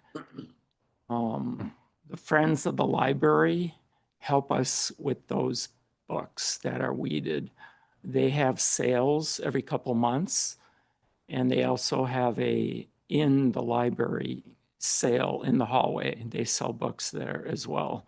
And they use that sale, that money to support the library with different programming initiatives and also with literacy in the community. So they would, the Friends of the Library, the 501c3 would get a quarter of the maintenance facility, and the library would get the other quarter. That's 166,000. Another major initiative for the library next fiscal year is 2 library page positions that would be part of a teen internship program targeting 16 to 18-year-olds and specifically bilingual kids. And it would be used to train the kids in job skills and in holding down a job and what it takes, and to teach them about library work. So those are probably the 2 biggest initiatives. Also the elevator. The elevator is also a pretty big initiative. And I know a lot of you have heard about the HVAC project for years at the library. It finally got done about 2 weeks ago. They're in the process of tweaking it to make sure everything's going just right. For a while there, it was always too cold or too hot. The last couple of days, it's been perfect. So I think they found the sweet spot. That's about it for me. I'll take any questions. Questions for Jeff? Was the van? The Word Wagon's doing great. I don't know if you went to the Cherry Festival parade, but it was in the Cherry Festival parade. We had Bluey, the blue chaser dog from Australia, was a huge hit with the kids during that parade. Such a big hit that all the parents wanted their picture taken with Bluey. And of course, we can't hold up the parade because of that. So next year, we're going to have an event after the parade where families can go to the library and get their picture taken with Bluey. And then there was a lot of requests for Bingo, who's Bluey's sidekick. Bingo and Bluey will be at the library after the parade next year for pictures. So they specifically wanted to get their picture taken with the budget committee for the city of the Dalles. So you guys have to show up. Other questions? Mayor, I noticed, so specifically to the vehicle, I think that was a huge asset to the library. Is there, I see no line item for maintenance for it. But I would assume there will be regular maintenance, oil changes and things like that, Yeah. probably tires at some point. Yeah, it's library vehicle. It doesn't have a number, but it's What page you on, Jeff? I'm on, it's a page 154 near the bottom. oh, 154. I'm sorry, I missed it. Got it. Okay, sorry. I was looking at the There's a wrong lot of page. detail in the back. The other question I had, it's maybe much more minor side note, but the 3D printers and laser systems and things that you guys have and provide, cost went down by $4,000. That's still strong and going well. I love that we have It that. will be going even better because we're the person that kind of is in charge of that program has always been advocating for ventilation in that Yeah. space. And actually, later this week, they're scheduled to come and punch a hole in the wall and put some ventilation and some fans in the maker space. Before that, we had to go down into the meeting room for some of our projects. Sure. So this would be a lot more convenient. Okay. So even though that's gone down, you could argue maybe significantly for that portion of it. Still strong, still going well. Yeah, it's going really well. It's popular, and the 3D printers have come down in price a little bit as well, which is nice. Thanks. Anybody else? Thank you, Jeff. You're welcome. While Jake is coming up, I'd like to acknowledge that we have two members of the library board here tonight. We appreciate your service. Thank you very much. Members of the committee, this is Jacob Anderson again, Economic Development Officer for the City of the Dalles, presenting on the airport. 10% of my time is dedicated to the airport, and Mr. Renard apologizes for not being able to be here. He is at his son's wedding, and I figured that was a good enough reason for me to step in. When we're looking at the airport, the budget looks a little interesting because we have large projects that cross multiple years. And so that makes it a little more difficult to follow. The largest project we have is our T hangar project, which is a $2.4 million project. I will say that the way that it was budgeted makes it look like in the year 2027 that there's a delta or a gap. That is not the case. We have $2.4 million in revenues to cover that, to ensure that there is no gap there. Jake, what page you on? I apologize, 257.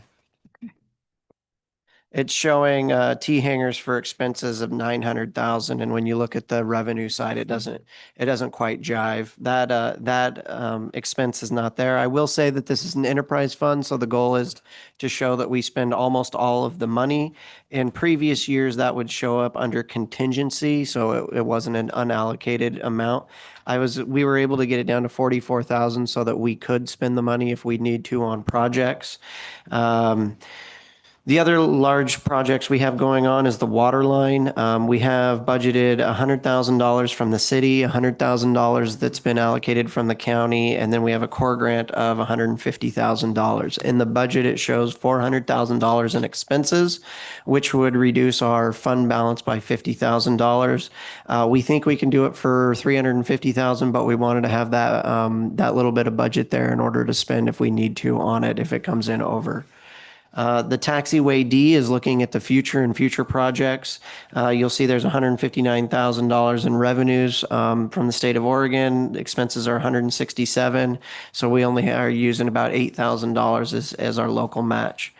Same thing with the snow shed, $124,000 in revenue, $138,000 in cost for a $14,000 gap. And then we have our master plan, which shows that there's an $83,000 gap, but 100% of that is being covered by grants. So when you total up our major costs, you see that there's about $72,000 in use of fund balance or reserves, and this is on about $3.5 million. So your money goes a long ways when you're doing airport projects, and we have a lot of grant funds to cover these things. Any questions? Just a quick one. And apologies if you went over that, you're going really fast, so it's hard to keep up. But on page 156, there's a line item for property costs, which just falls off of a cliff completely about the new hangars. Is that because they're now in the hangars projects, that cost? No, so what the best understanding I have on that is that we double booked in previous years for paying property taxes.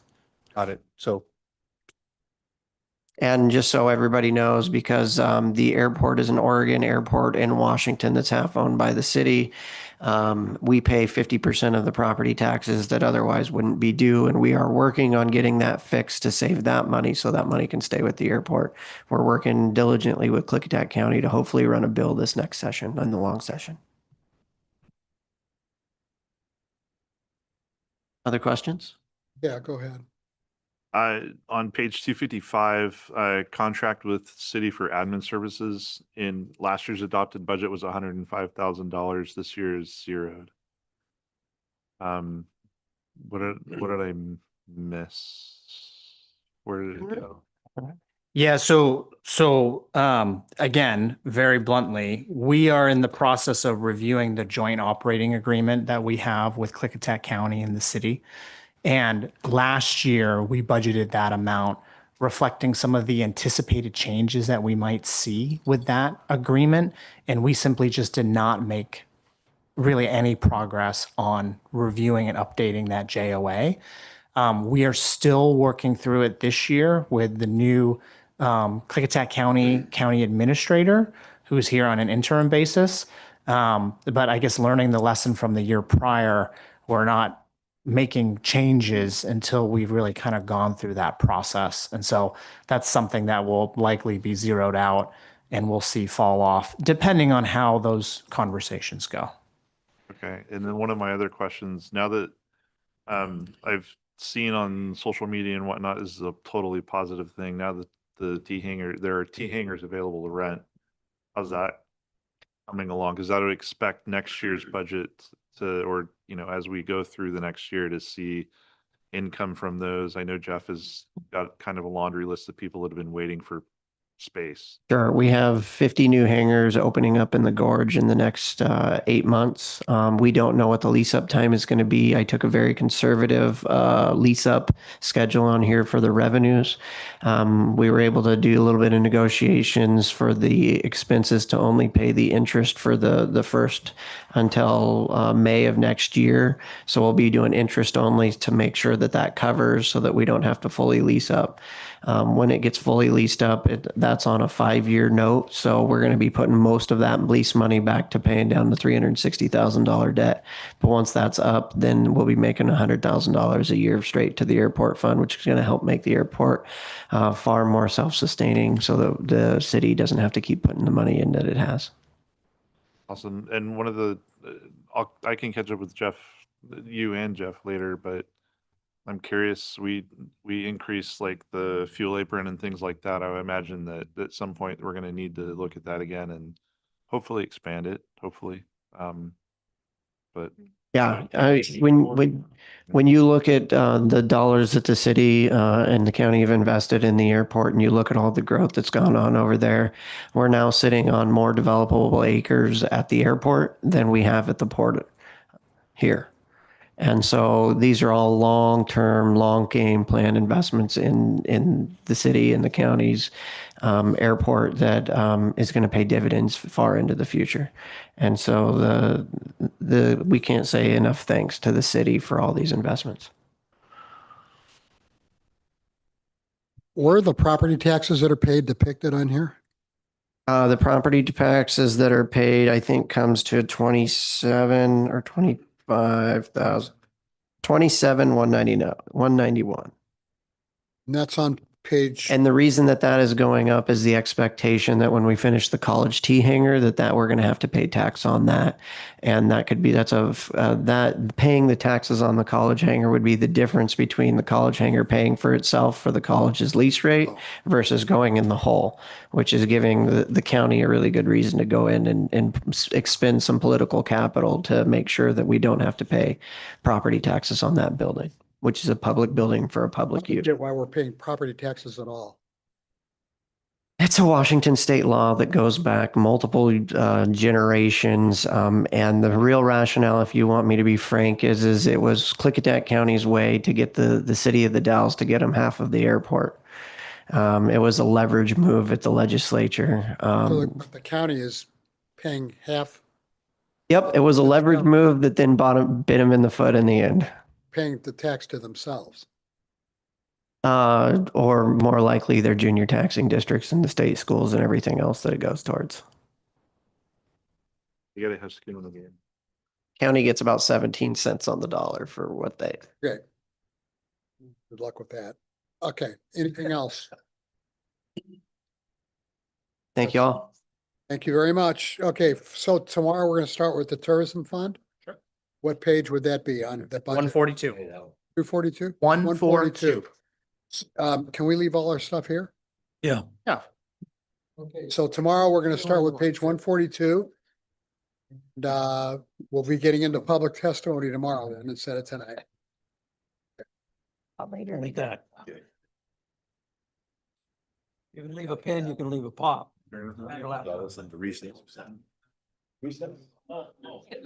Yes. What are we getting to tomorrow? Taking a 24-hour recess. 20 Mayor Mays. Mayor Mays, can you make a comment that this will be recessing for this evening and reconvening tomorrow? Okay, let the record show that we are recessing our meeting and continuing tomorrow at 5:30. Okay, everybody got that? Roger that. Everybody meaning Abby? Yeah.